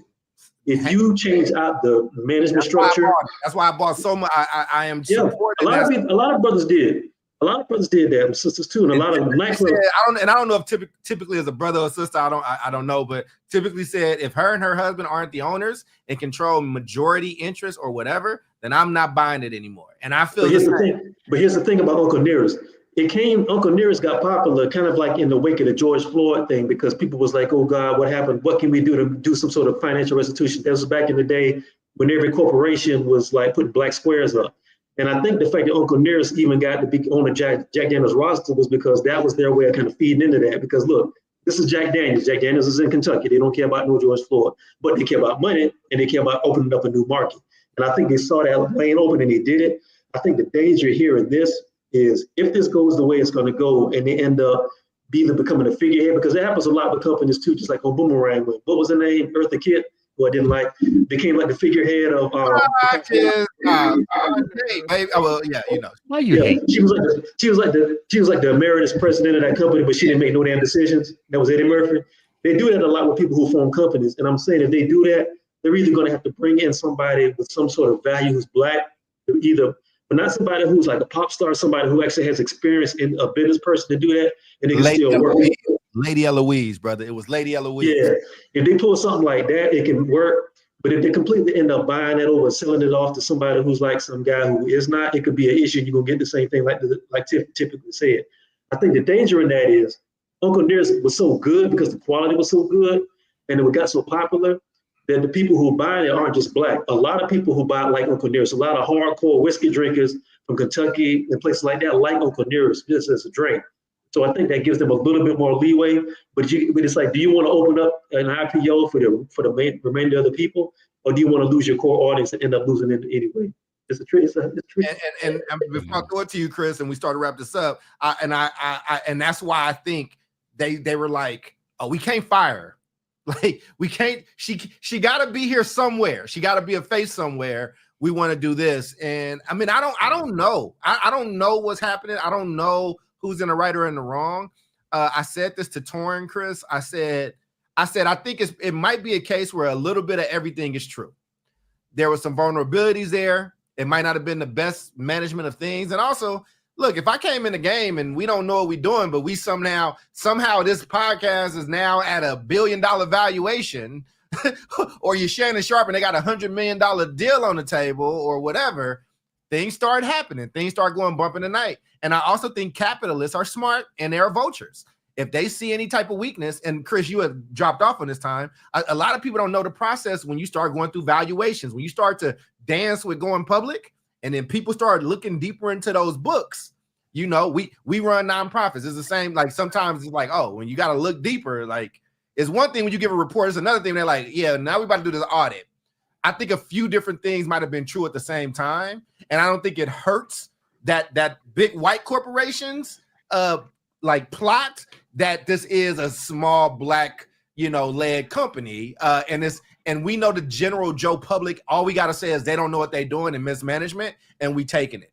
But it's a lot of big white shit that's been mismanaged. I watched the Gucci movie. I watched the Gucci movie where the dude got murked and killed. They was doing all kind of funny things with the money, and guess what? They sold their shit, but they didn't get it. It wasn't taken from them. So I think that it's a tough topic, man. But I want to have the conversation with you guys. Chris, you're gonna say something, and we can transition to your piece in a second.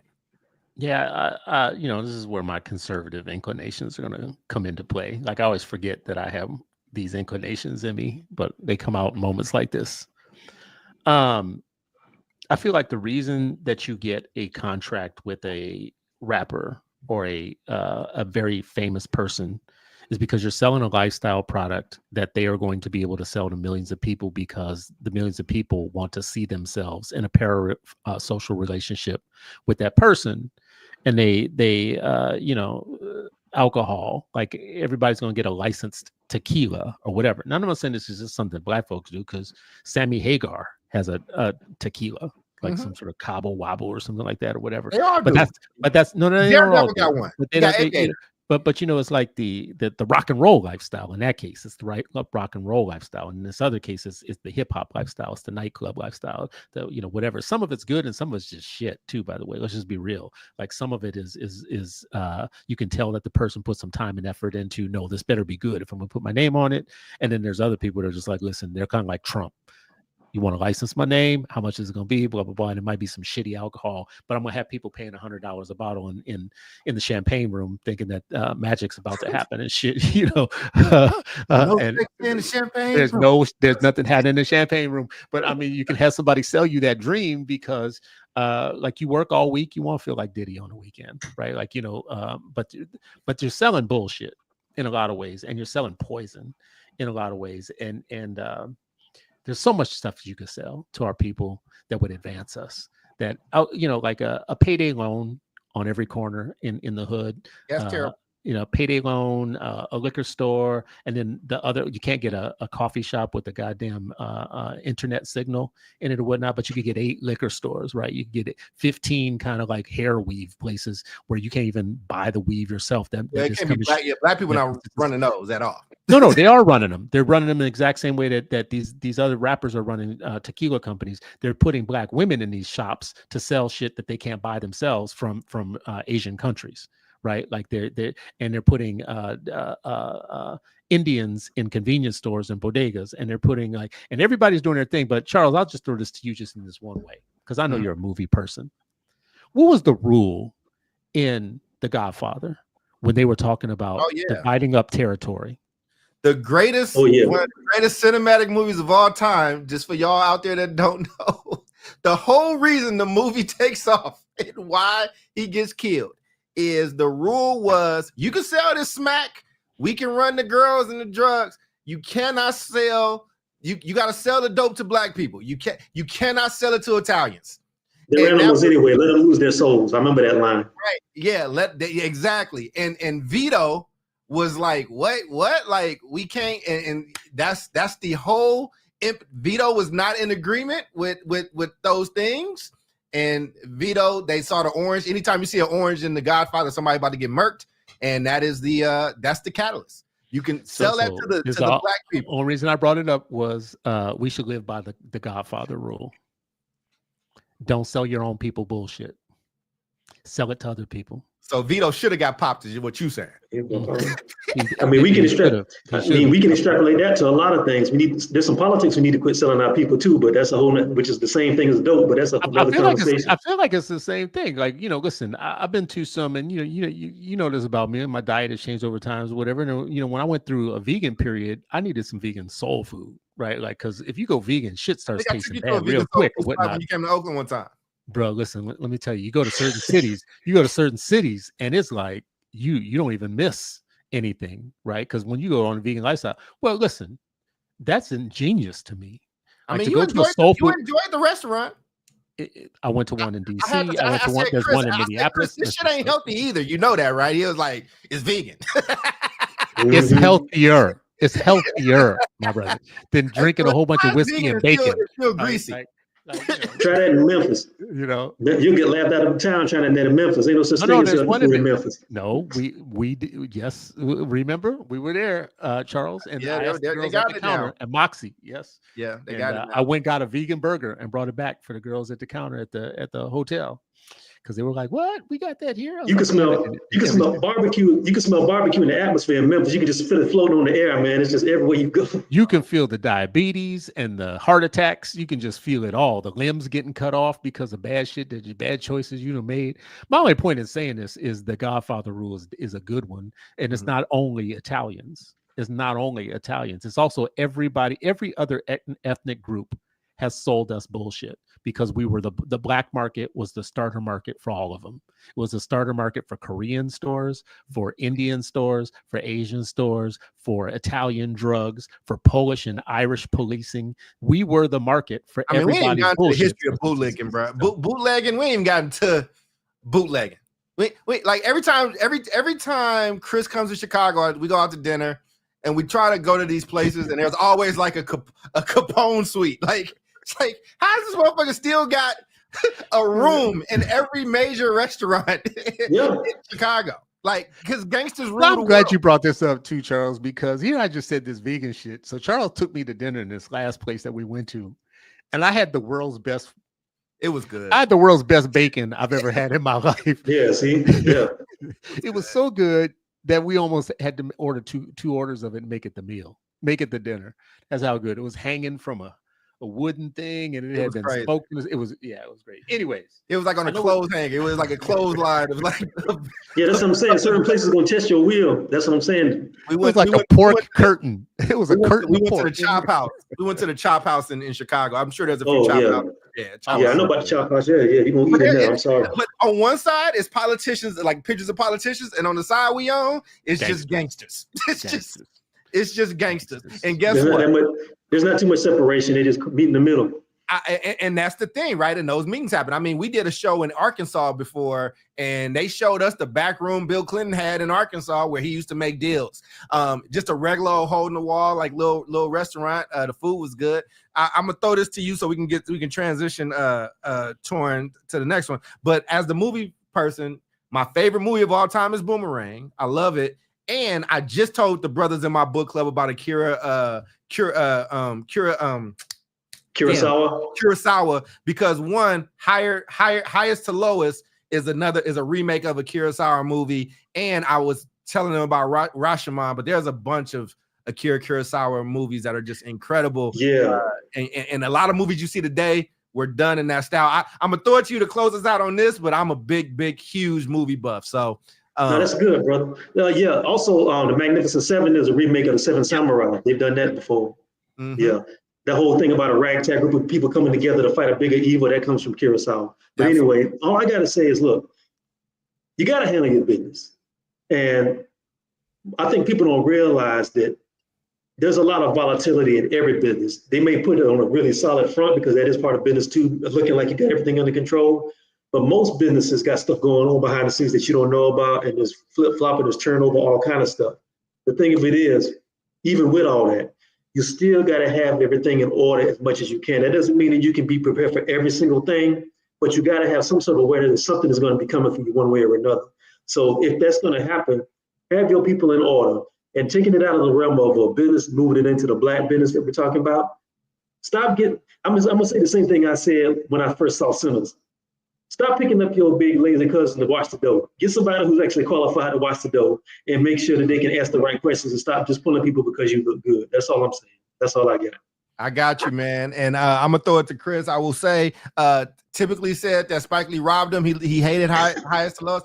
I loved Highest to Lowest. I thought it was such a Spike Lee movie, and I liked the Kurosawa-ness of it, but Spike Lee, I posted about it. Spike Lee makes decisions in that movie where he's like, movie be damned, I'm going to make this point about Black people. And I love him for it because he's Spike Lee, and Denzel is Denzel, and he's great. But what time does the dollar shot come in? Because I know it's in there.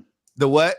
The dolly shot, I actually wish he would have did more of it. It's subtle. It's in there though. It is in there, and I wish he would have did it with the main character. He did it with like a secondary character, but I loved it. And if you are somebody that likes New York is definitely a character in it. But again, I'm a movie buff. I'm gonna probably go see it in the theater again, and it'll be on Apple in a few weeks. But Chris, we're about to throw it to your topic. So what is and by the way, for the 600 plus people that are in here with us tonight, thank you so much. Please continue to comment, and please like and share this. If you're watching it on Torrent Stream, share it. If you're watching it on mine, please like and share and subscribe. If you liked it on Chris's, please subscribe and share it. And if you want to be a guest or you want topics that you want us to talk about, please let us know. Reach out and any of the three of us. We will definitely appreciate you.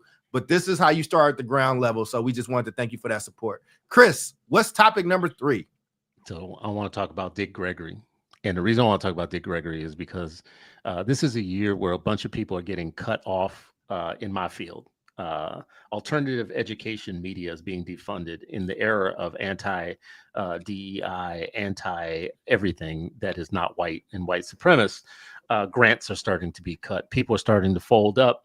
And I'm in a season of reflection because, listen, I've been at this for 10 years. My organization is about 11 years old. And I just started going back through some of the old record of what we have done. And I've interviewed some people that I've forgotten about. I interviewed Bernice King, who is the daughter of Martin Luther King Jr. I interviewed Cheryl Henderson Brown, who's the Brown from Brown versus Board, whatever. And so as I was falling down that rabbit hole, I was like, damn, I done interviewed some people, blah, blah. It's funny that at the moment when I'm having the most amount of success and numbers it's at this era that I start getting cut off of things or whatnot. So that's why I found this rabbit hole. Like Uncle Nearest. Well, no, I'm not trying to sell my people. I'm trying to sell my people education. I'm not trying to sell them liquid death. I'm not Vito. Listen, I'm not Vito. Shit, don't call me Vito. That was a great alley-oop. Anyways, Dick Gregory I was didn't cut you off. Go ahead, one of my most vexing interviews. I went into that interview feeling all prepared and everything, like, oh my God, I'm gonna be talking to civil rights Torrin's never icons. heard this story. So, Please don't skimp out on the story. I've heard this story, Torrin. It's yes. Don't. Before I do want to ask this because I know, but before you continue, which Dick Gregory did you get? Because I know there was 4 or 5 of them. So which one did you get? So I got the later in life Dick Gregory. So he passed away in 2017. This was probably 2016. 2015, 16, whatever. So I got him towards the end of his life, and he had no F's to give. He was done. He was like So, anyways, I prepared like a good podcaster. I had questions and blah blah blah. And I didn't know that I was gonna walk in and this dude was gonna blow up the entire kind of conversation. Like we weren't gonna, whatever.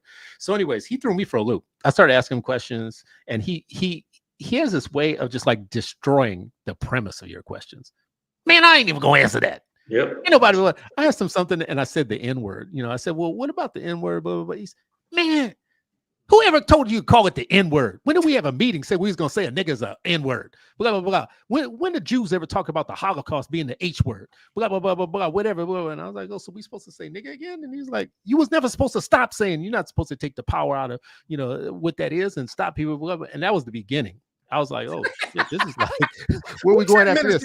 Right? Yeah, I've seen the clips of him going off on people, so I just want to know which one you got. That's why I was curious. And I don't know if y'all know this, but Prince in my state, was a very big Dick Gregory fan, and he got half of his conspiracy theories from Dick Gregory. He knew Dick Gregory. So Prince used to say this stuff about chemtrails, that Prince believed that the federal government flew over North Minneapolis and dropped chemicals out of the sky and chemtrails that made North Minneapolis violent in the 1970s, whatever. And Prince would talk about this with Tavis Smiley and others.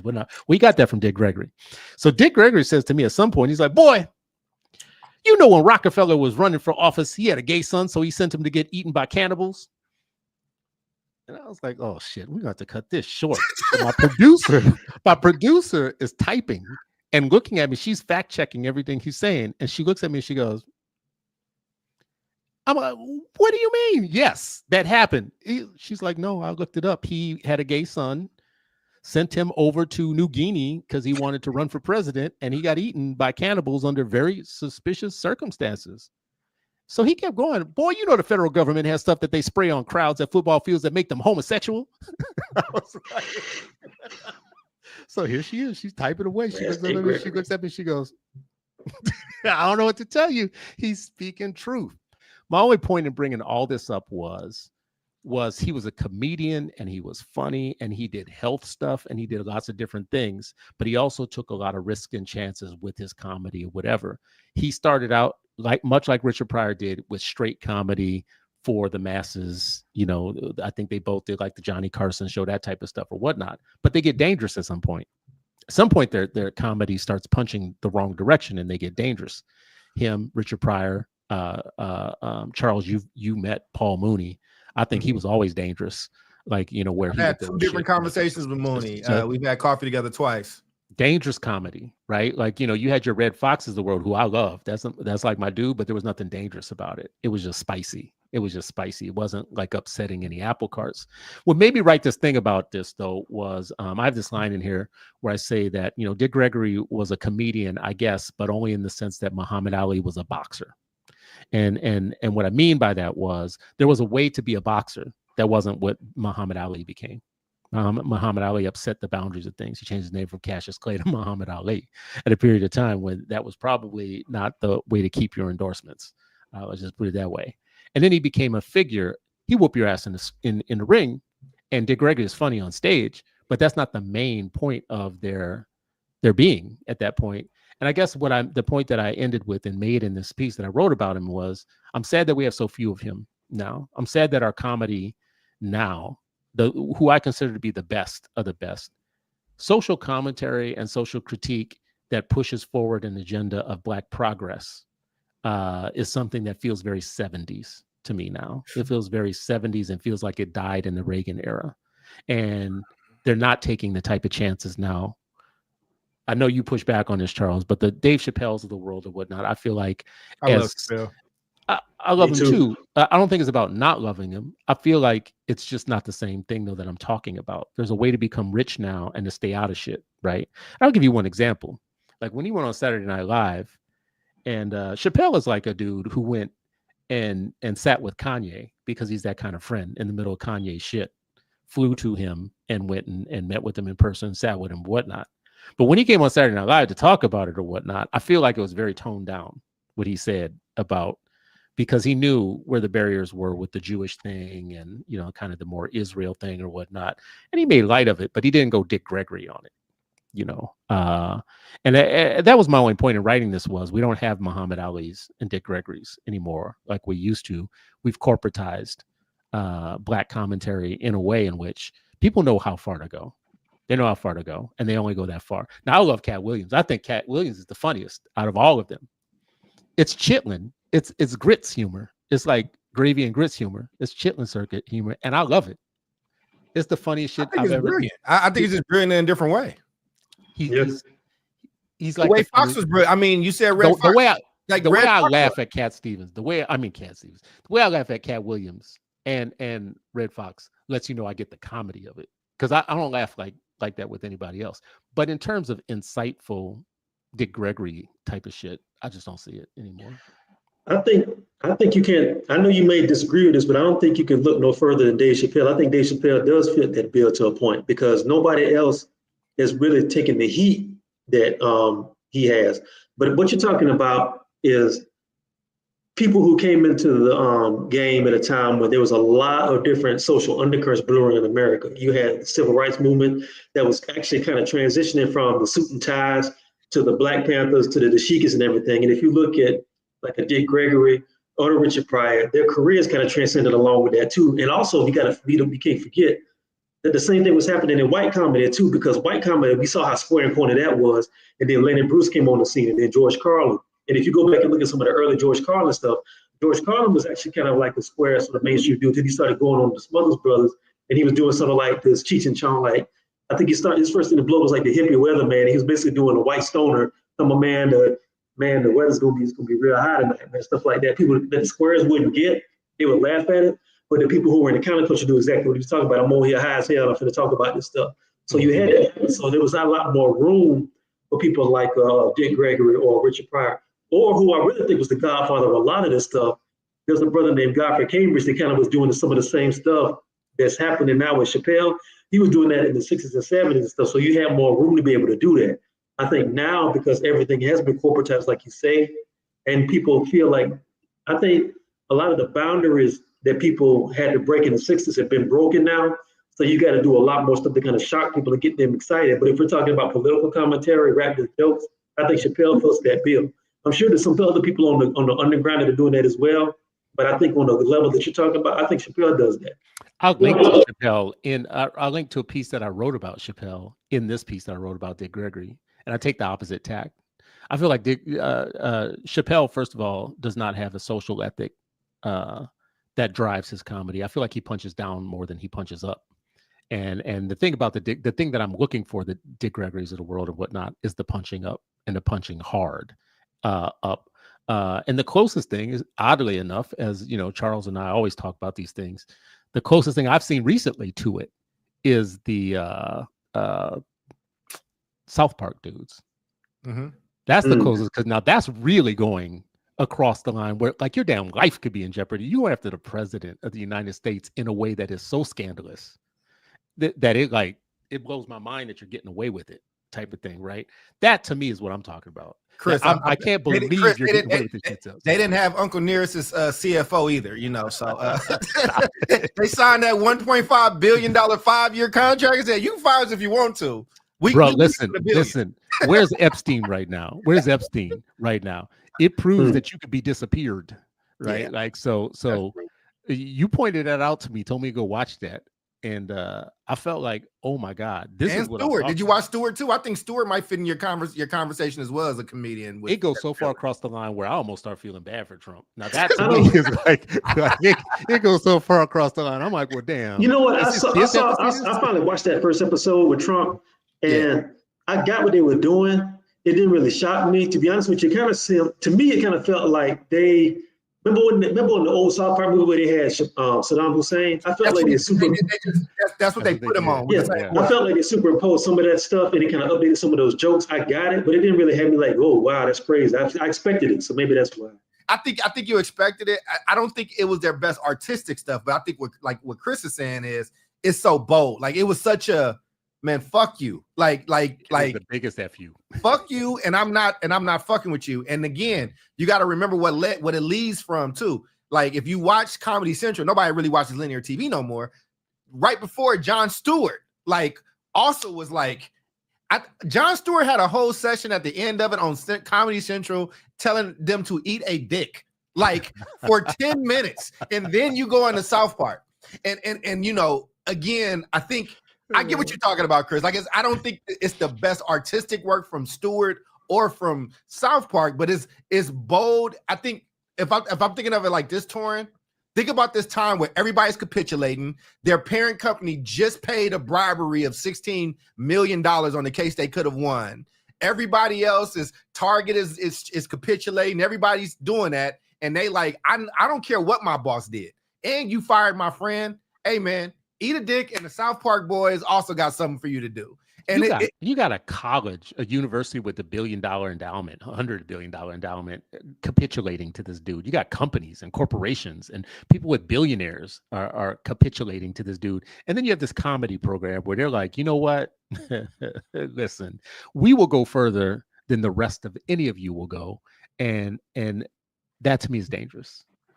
That first of all is career ending in a lot of ways. I know what you just said, Charles, is like, yeah, but they got that check first, right? Yeah, they got fucking money. They don't know. You can fire me if I got lined up the money first. Fire me with $1 billion. But you know what? So does Harvard. Harvard's got billions of dollars. But Harvard would get $100 billion more. But here's the thing: Harvard, Princeton, and Yale. All those schools are basically connected to the system. It's like if you go to one of those schools, you're going to end up in the system. And who controls the system right now? Who's giving out jobs? Who's giving out grants and whatnot? So that's what that's about. They're going to kiss the ring. Yeah, I mean, listen, I agree with you both, man. I agree with you, Torin. It's not that I don't think you was going to be blown away from it from an artistic standpoint, but again, it was such a statement. Now, I also don't want to be on like the dude that's always like the race shit, right? But I'm like, and it don't hurt that they 3 white dudes that did it, right? I don't know if, you know what I'm saying, like how that works out for other people, but we're going to see what happens. And it bothers Trump. That's the other thing, right? They're trying to act like they're not bothered. Yes. And Charlie Kirk, so they did Charlie Kirk the episode after that, Torin. I don't know if you saw it. I haven't seen me yet, but I will. But Charlie is smart. He leaned into it, right? Like he changed his avatar and they didn't really like that. But now there's an active back and forth between Charlie Kirk, the White House, and South Park. Like I think didn't Vance go along with it? Didn't Vance go along with it too? Vance, you know what I mean? Kristi Noem, they did a big thing on Kristi Noem with the ICE stuff. This is the other thing. This is the other reason why it's important. Because this is how a lot of people are finding out what's actually happening. A lot of people did not know ICE was hiring like that until South Park was like, ICE is hiring anybody right now. And they let you wear a mask and all that stuff because Garrison gets fired and he has to go work at ICE because that's the only place he can get a job. But then who is the major person? Dean Cain just signed up to work. Yeah, I heard about that. Yeah. And what's the starting salary for ICE right now?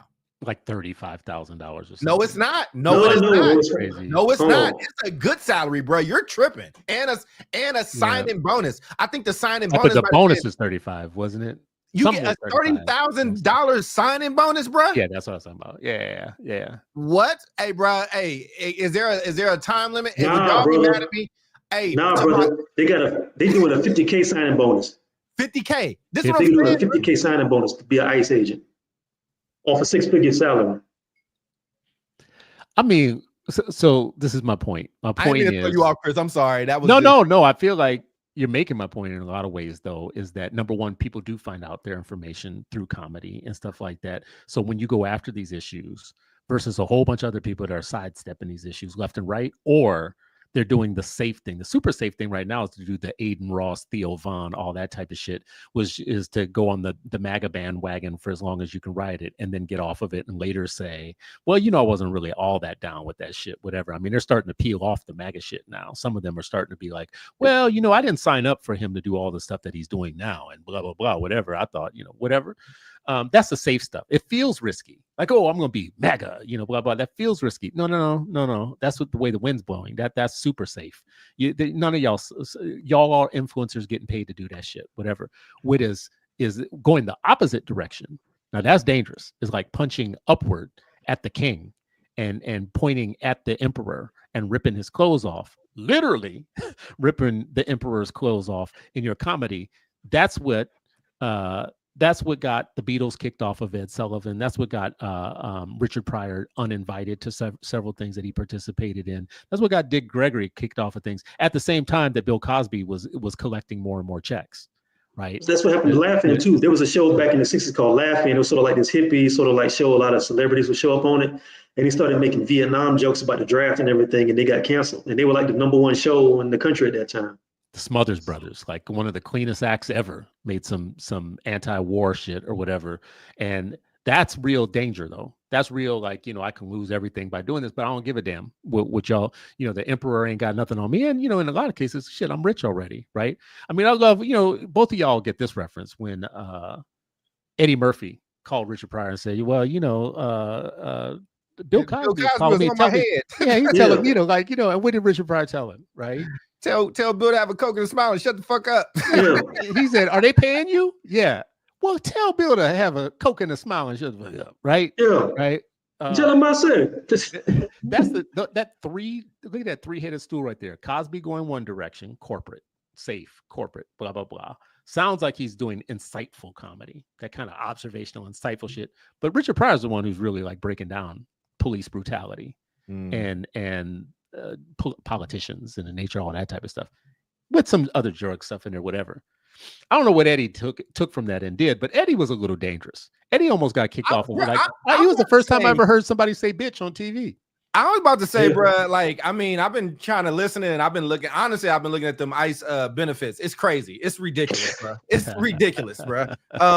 It's crazy. But I would say I'm surprised Eddie Murphy didn't come up more. Like, I think Eddie Murphy is the stuff that you're talking about with Dick, but just with more business savvy. Again, we talk about Boomerang. Boomerang was like such a revolutionary movie when you think about it, right? Without telegraphing it. It's all black excellence. It's black people owning stuff. White people are not a central figure. They actually, when they in the movie, they kind of there for fodder, right? You got HBCU representation there. You got every type of black man, from Martin Lawrence to the sensitive type with David Allen Greer to the business savvy with Eddie Murphy to the player with Martin. Like, you got these beautiful women. I mean, it's Sunshine is in that movie. If you know, you know.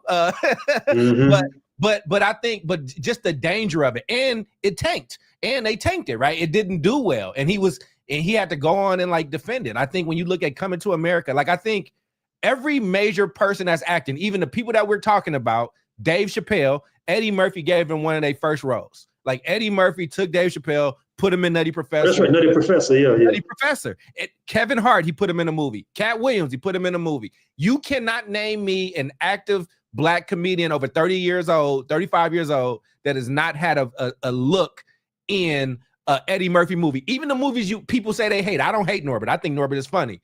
Even in Norbit, he put in a bunch of black. Norbit's funny. I don't give a fuck. It's hilarious. You want to see a bitch go down the slide? I'll show you a bitch going down the slide. Yeah. It's one of those guilty pleasure movies and stuff.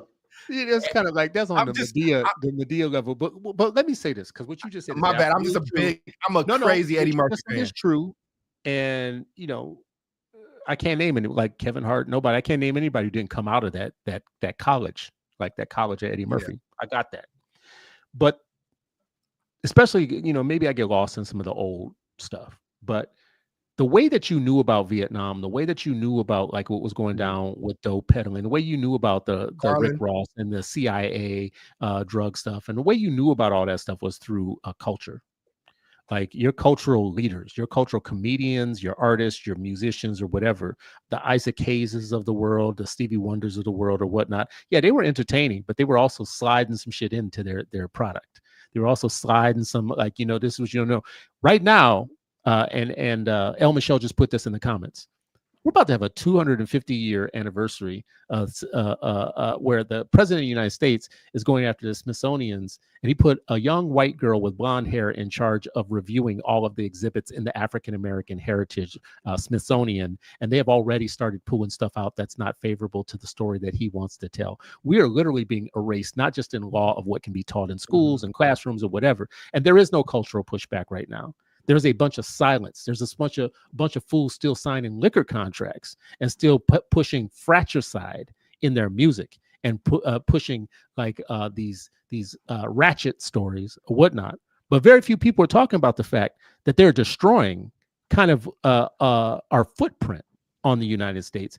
They took down the Woolworth counter out of the Smithsonian and sent it back to its rightful owner because Trump didn't like it. Right now, we are being humiliated nationally by the white system of people. Like I said, a young white girl with blonde hair is the one who's put in charge of this, and the vice president of going through what we can say about ourselves and our time in this country. They're not going after, for instance, the Holocaust Museum or the German American Museum or any of those, because you don't humiliate your own people. You just humiliate Black people. And oh, by the way, Black people are going to keep dancing while you're doing it. They're going to keep dancing and weed smoking and doing all that bullshit while things that took years. No. Listen, things that took decades and years and a century to build up, stuff that's our footprint and our heritage and our legacy, actually is being used for entertainment. To spanking us is becoming the new entertainment for the MAGA crowd. Anytime he gets in trouble, he just goes after something Black colleges, Black Smithsonians, Black literature, Black scholarship, Black in schools, whatever. His latest thing was the Smithsonians are too woke. They got stuff in there about slavery. We're gonna take the slavery stuff out of there, right? The Nat Turner Bible. Well, which comedian told me about that? But here's the thing, though. If we're talking about our cultural expression and our heritage, if we're staying on that sort of thing has been going on for the longest, because if you look at the truth now, let's be honest, if you look at Black history studies, if we look at who runs a lot of these podcasts that are based in Black culture, if we look at a lot of people who make the decisions at museums about what's going to go in when it comes to Black history and Black culture, 90% of us is not us. Remember, there was a controversy that was going on at the Smithsonian a while back. They put a white woman in charge of the hip hop exhibit and stuff. And if you have Black people who will argue with other Black people for asking questions about why is she in there curating that stuff. A lot of times these things don't happen just because of one administration. It happens because you let mission creep happen, and you got people who are not trained enough, people who can curate history and can curate culture. So when you go to talk to them, you're dealing with somebody who's not Black. Most of these people who curate museums are not Black people. They're either white or they're from another culture and everything like that. And so this is what happens.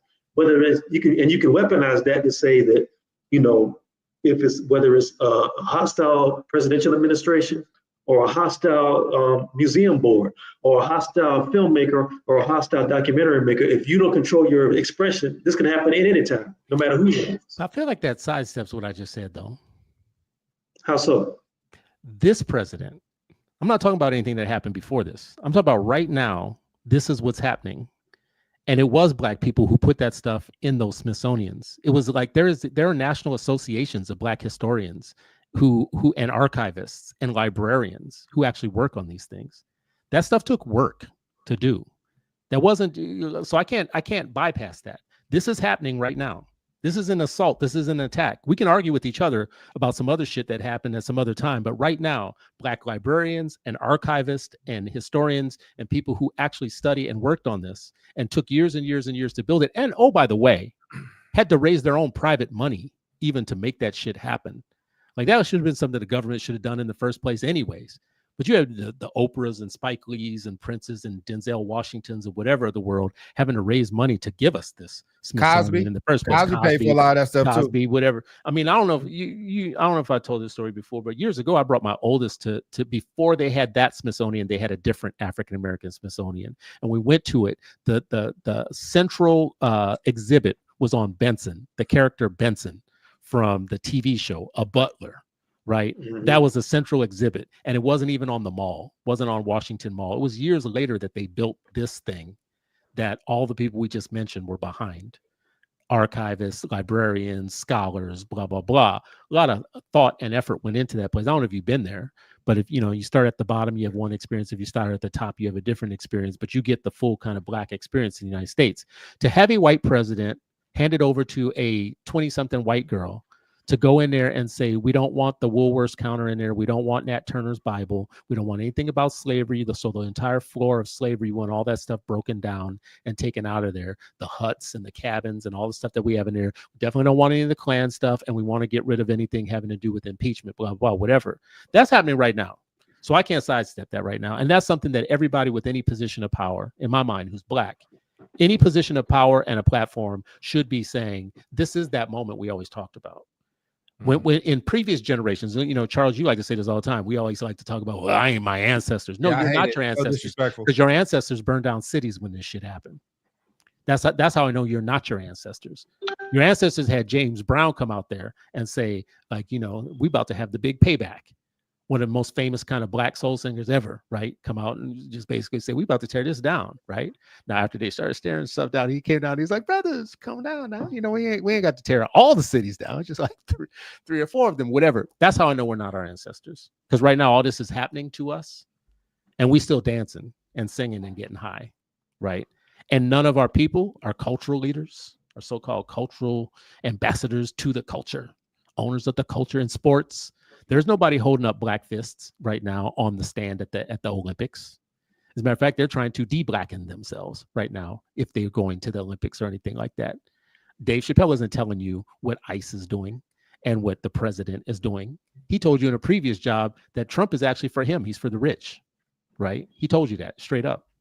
So that's my only point here is, if there was ever a moment to have high-profile people who have platforms getting out there and doing the Muhammad Ali thing or the Dick Gregory thing, this is that moment right now. And it's not going to happen because there's too much money involved, and we will be disappeared as a people, put into permanent minority legacy status, while other minorities take our former position, and we'll be put on a shelf somewhere in a white museum with them telling our story, who we are. We'll be dancing, slapping each other and getting high and shit. We'll be doing all that. So maybe that was the end game all along.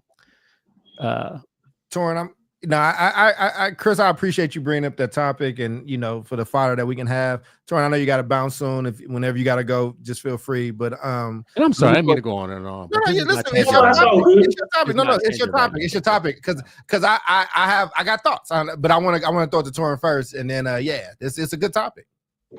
No, I just wanted to say that, like I said earlier, a lot of the things that put a lot of fire in those people from the 60s and 70s, a lot of that stuff isn't really there anymore. And I feel like right now what's happening, a lot of people who are in comedy, there is so much money to be made just doing what you do without even touching on those subjects, that there's no incentive for them to do that. You know what I mean? And now you have to have some sort of drive.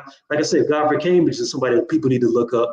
Some of the same stuff that Chappelle was talking about, some of the same stuff that some of the other people were talking about. He was talking about this in 1965 and 1968. There's a really good movie that people should download. I think it's in the Criterion Collection now, called Watermelon Man. And it's almost like, if you look at it, it's almost like a live action version of the Boondocks. Godfrey Cambridge's character is a white man, a white businessman. He wakes up Black one morning and he tries to navigate going through life as a Black man and everything. And it talks about that could easily be a Boondocks episode. And I feel like what's happening now, because so many people are focusing on getting paid and getting their money, and they're not even thinking about it. It's like, let me find my niche, let me run with it, and I'm just gonna run with that. The only people who can really afford to do that is the only people who got fuck you money. And right now, the only person who can really do that is Chappelle. Chappelle got fuck you money. So he can do that. You don't think Kevin Hart has FU money? But that's not Kevin Hart's bag, though. You can't really push somebody into doing something. You can't really move somebody out of their genre to do something else. I don't think he could do that type of comedy. And that's fine. And I think that could be a mistake to trying to turn somebody into Malcolm X when they're really just like being Sam Cooke. You know what I mean? You got to let people be who they are. The only person who's really got this sort of stuff. Eventually, Sam Cooke did come around. You walked in because he was dead before the song came out. Exactly. That's my point. So what I'm saying is, Malcolm said to him, "Why not listen to this from Bob Dylan?" And I know that, but what I'm saying, here's my point. Sometimes you got to know your lane and stick to it. Dave Chappelle knows his lane, and he can float in and out of those circles, because if you really look at what Dave Chappelle does now, he doesn't even do comedy anymore. He does like these long monologues with jokes at the end, and he gives you a lot of information towards the end of it. Like that story he did on the close with Emmett Till, I thought that was brilliant the way he did that and stuff. Too. You know what I mean? He's really like a griot. And everybody doesn't have that skill set, and everybody doesn't have the career longevity to be able to do that. And I think you just have to be able to figure out how to do that sort of stuff. And you also have to be able to figure out now where you're always going to need people who can tell the temperature of the culture, but everybody can go into these and figure out shit for themselves. Now, you didn't have cell phones back in the days. You had to go to somebody like a Carver Cambridge or Paul Mooney and stuff like that. So I think there's enough data out here to do that. Oh, Tori, you talking about our people being agentic now, huh? Our people going and getting information and these magical devices where we can go and it ain't nothing from us? We got the Library of Alexandria in our pockets right now. It's just that it's tuned to TikTok and it's tuned to baddies and it's tuned to booty shake videos and stuff. If we can shift those algorithms over, we can do a lot of this stuff. Yeah, man. Now, see, I just seem to remember on a previous show you saying that we got Megan Thee Stallion up here twerking, and black people are tired of that shit. We want to hear some real shit, blah, blah. And now I'm saying exactly. We want our cultural leaders in comedies talking some real shit and stop this dancing. I want this Kevin Hart bullshit that what they're doing in my mind is the equivalent of the twerking that you hate is what they're doing in my mind, right? And listen, for instance, let me just give you a for instance. What does Kanye have to lose right now? Kanye could put out like anything he wants at this point. He could tear the whole thing down now.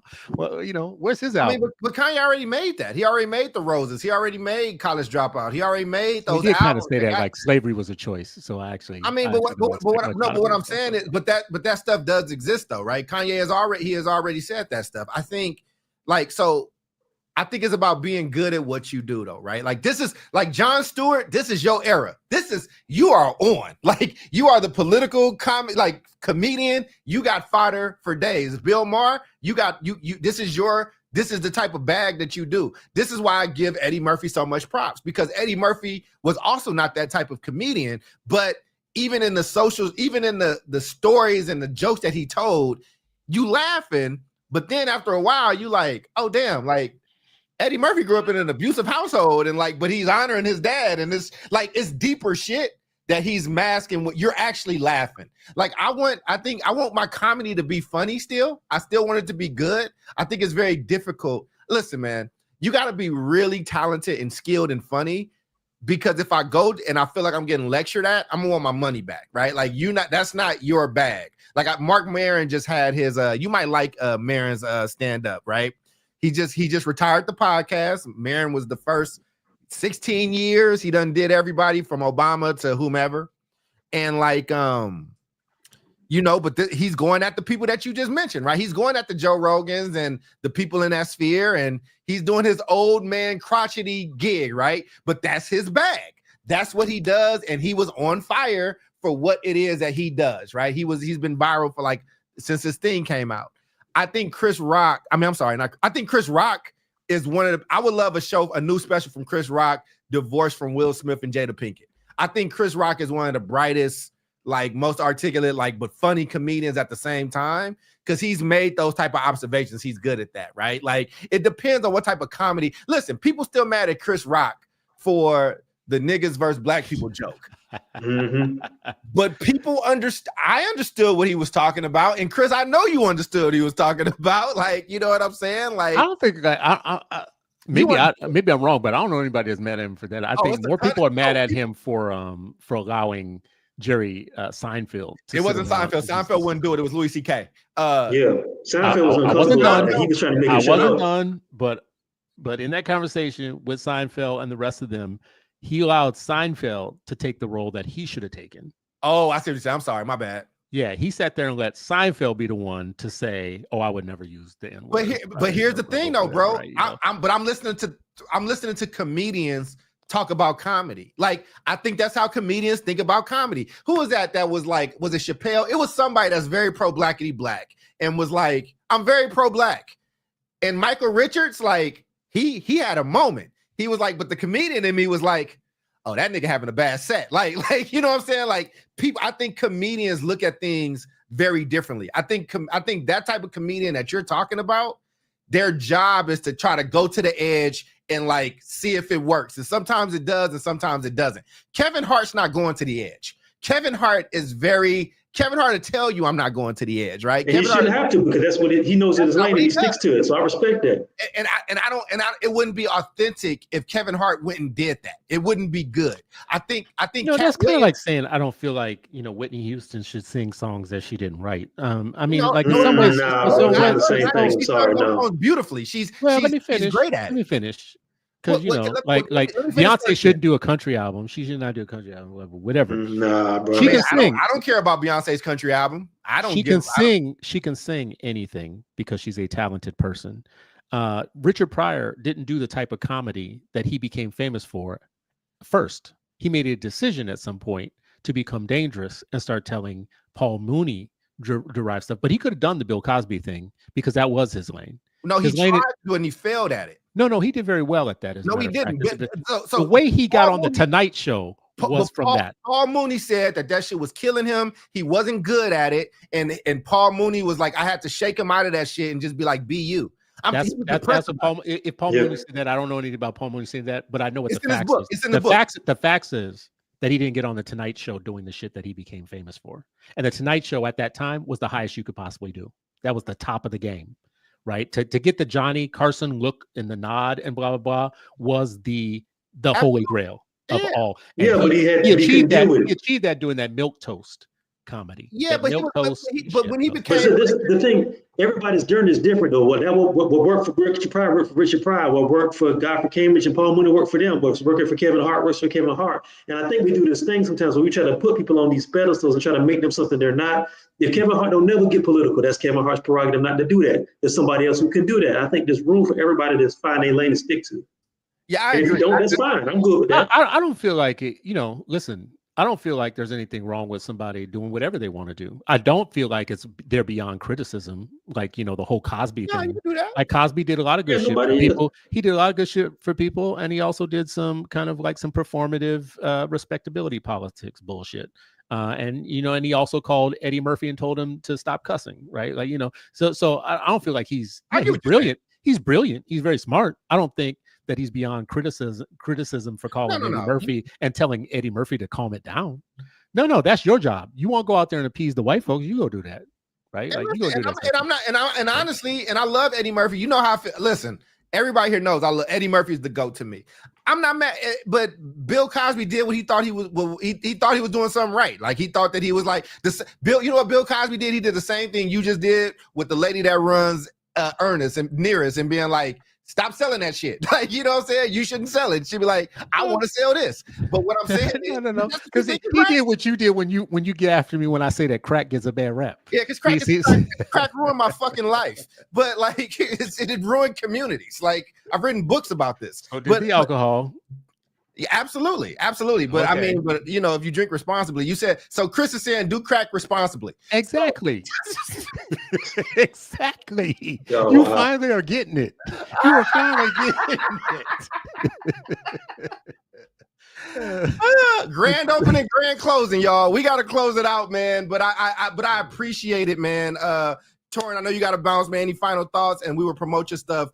Go ahead, and me and Chris can close it out properly for you, brother. Thank you for rocking. It's later in Atlanta, so thank you.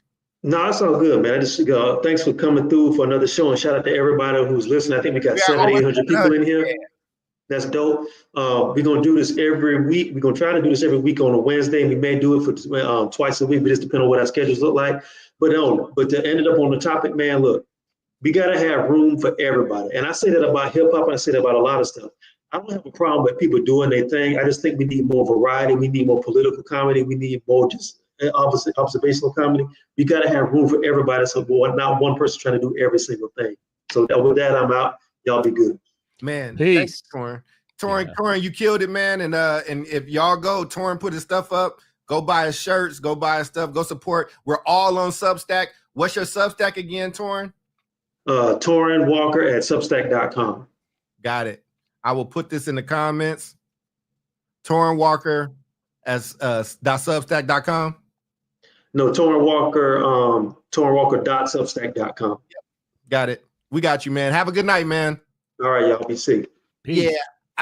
I think and for y'all that's watching, like I said, for the people, the over 700 people that's in here tonight, man, obviously, you know, there's something that you all go ahead, Torrin, you good. I got you. I'm putting your stuff up now. Like, please like it, please share it, like disagree, agree, do your thing, right? I know at times you probably agree with each of us, and you've probably yelled at all the three of us, right? And I think part of this show is just showing like three smart black dudes can have conversations about this stuff. Don't always agree, but we can do this stuff in love and not pettiness, man. And I think, Chris, I think first off, we're gonna make shirts for you that say "Do crack responsibly." This shit is gonna sell. I want to cut. You hate my book title of Crack Baby Residue, but you want but do crack responsibly. Yes. We got you. In moderation. In moderation. That's right. That's right. All right. That's and you know what? I just sent you something that proves my point this week. Actually, you had sent this to me before, and now I sent it back to you, which is a clip of Hunter Biden making some of the most damn sense I've seen anybody making in politics right now. Right? Like the first clip before, I thought, oh, that's a little provocative and spicy. That's crazy. That's blah blah. But this last one, I was like, you know, the more I listen to this guy, everybody needs a little crack in their life, because no, they don't. Because he is making more sense than the MSNBC. No, that's not why he's making sense. Folks, you know why he's making sense? He is the son of a president. He has been privileged his entire life. He has a top level education. He has been around kings, queens, and you know what he's got? He's got a street education, and he's talking like a street education. He's not talking like a president's son. He's talking like somebody who understands he understands the recipe for crack, right? Like that's how he's talking. Because he likes to make it on his own. That's what you're talking like. He don't want to share. Jesus, man. He's got the ingredients, you know.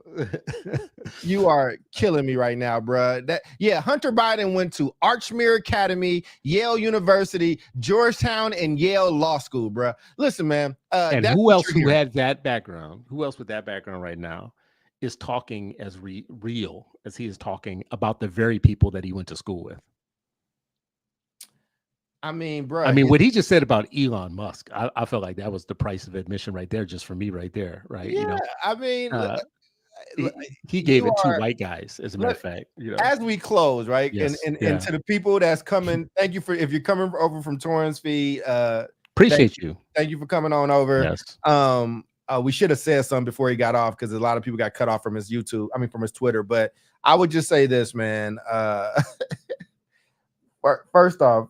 Oh my God, you just made me lose. I just lost my train of thought. This has been a fun episode. This show shouldn't be this fun, which means it probably won't last. Look, we probably gonna get canceled somewhere. But I would say this, man. Hunter Biden, I cannot the level of privilege that Hunter Biden has, and it would take a white man, it would take a privileged white man to gentrify crack. It just is crazy. It is he just Starbucks crack. Like, well, to be real, I mean, if we're being very honest, black people gentrified crack because crack is a white invention. Okay, we don't have boats. Got you. Right? They invented it. They created it. It's their product, and all we did was show them how much fun it could be. So I feel like we gentrified it, and he's just taking it back. It's their heritage. Crack is their heritage. And as a matter of fact, I mean, the majority of them have some crack sensibilities. We got to stop this. We got to stop this right now. We have to stop it. And with that being said, man, that was Torrin. This is Chris. Chris, you got any places for people to check you out, man? Final word is come check me out, citizen.substack.com. That's my Substack. You will find me there. You will also find me on all socials at Citizen Stewart. That's how you can find me. I've been doing less writing because I'm in this moment of reflection towards the end of the year. I do believe my last word for tonight is what I said about the moment that we're in right now is the thing that is consuming me. We are in such a game right now. And right now, in my mind, we are being put into legacy minority status. We were the primary minority of this country for years. We were the first, like the real minority. the first one, the big one. We were in first place. We ran shit. We ran. We you have your rights because we were the number one minority in this country, and out of our rights came everybody else coming in. Door open for a whole bunch of people that didn't have doors open before we opened them. We opened the door for immigrants. We opened the door for the Chinese. We opened the door for Mexicans and Latinos and everybody else. But now all those groups are conspiring to get as close as possible to whiteness and get probationary whiteness so that they can put us out to pasture. And we're still only 13% of the population. We're not growing fast. So they're actually just starting to slap us up around. They're just slapping us around right now. Oh, you used to be the thing. It's that Somali thing we talk about sometimes of, I'm the captain now. That's what they're saying to Black people. I'm the captain now. And we are dancing through it. We're dancing. We're talking about which one of us we can criticize the most. Oh, she's this and he's that, blah, blah, blah. I hate Joy Reid. I hate this one. I hate that one. Meanwhile, they're loving that because what they're doing is they're ganging up. They're ganging up and they're putting us out to legacy status. Oh, you used to be the thing. Like Chris Rock says, that mall white people used to go to, that's what we are right now. We're the Ready for the World mall, the mall where everybody look like ready for the world. That's the mall we are. The Ready for the World mall? Yep. That's the mall we in right now. We're in the mall where everybody looks like ready for the world. I'm going to say this, though. I do think both these brothers, all three of us right. I will say both these brothers write beautiful, beautiful essays. I write okay. I do okay. I do pretty decent. But I will say the Dick Gregory piece, I caught it. I read it. I commented. I thought that was beautiful prose. I thought it was beautifully written. Even the parts that I disagree with, I was like, I don't like this shit, but I like this. Like, you know what I'm saying? So I think, but I think that's what writing should do. I think writing should evoke emotion. You should argue with writing. You should write in the margins. You should want to respond. And this is leading me into my final thought. Part of the reason that all this is happening is because we're becoming a less literate society. And I need you all to understand when I say literate, what that means. Mm-hmm. Literate is not simply knowing how to read words. That is not what literate is. You need to understand that any apparatus that in a world where a slave master could do anything to a slave, except teach them how to read, to the point where a white person would be flogged for getting caught teaching a Black person how to read. You cannot just pass that over. What literacy is being able to take information from these books and this thing and combine them with other things to make new thoughts. It is to be able to read, to interrogate, to do what Chris Torrin and myself have been able to do tonight, to be able to disagree and have evidence, or to be able to say, hey, this is what's going on with Uncle Nearest. Let's pull up their numbers. And wait, this is Jack Daniels. Let's pull up those numbers. All of this is literacy. And if we're getting into a world, I love AI, because I hate writing emails, but that's the role that I have for it. But if you give AI your job to read and to write for you, then it's going to be computers writing to computers, and we're going to become even less literate. If you are a parent watching this now, read with your kids. Let your kids read to you. Ask them what that means. Ask them to talk with you about it. Because one of the things that both Torrin and Chris have driven to tonight, even in the things that we disagree on, what we all agree on is that critical thinking is vital. And when you can't critically think, you do shake ass in exchange for it. When you can't critically think, you do hand over your best assets. When you can't critically think, you don't challenge when things like the Smithsonian, or you don't understand what the significance of that is. And it could be Chris getting at you, or Torrin getting at you, or me getting at you. But it doesn't really change until you get back into reading and being literate for yourselves. So with that being said, this has been 3 the Hard Way. That was Torrin. This is Chris. I am Charles. You all be blessed. Take care of each other. And seriously, we are in a time of history. We are in a moment. And if you are ever a person that ever uttered the terms, I'm not my ancestors, you catch these hands or whatever, you know what? God has blessed you. He's blessed you directly, because he said, okay, I'm going to give what God does when you pray for things. He don't just magically make it happen. If you pray for patience, he don't just make you patient. He just put a lot of motherfuckers in your face where you have to start practicing patience. So guess what? Y'all tough people that have been talking shit on our ancestors for so long, this is your moment. You're going to get showed up by the white boys at South Park? You're going to let Jon Stewart be more gangster than you? Is that what you're going to have happen? Well, this is 3 the Hard Way, and we're not going for that in any kind of way. I will let my big brother, who we argue a lot, but I do love this man.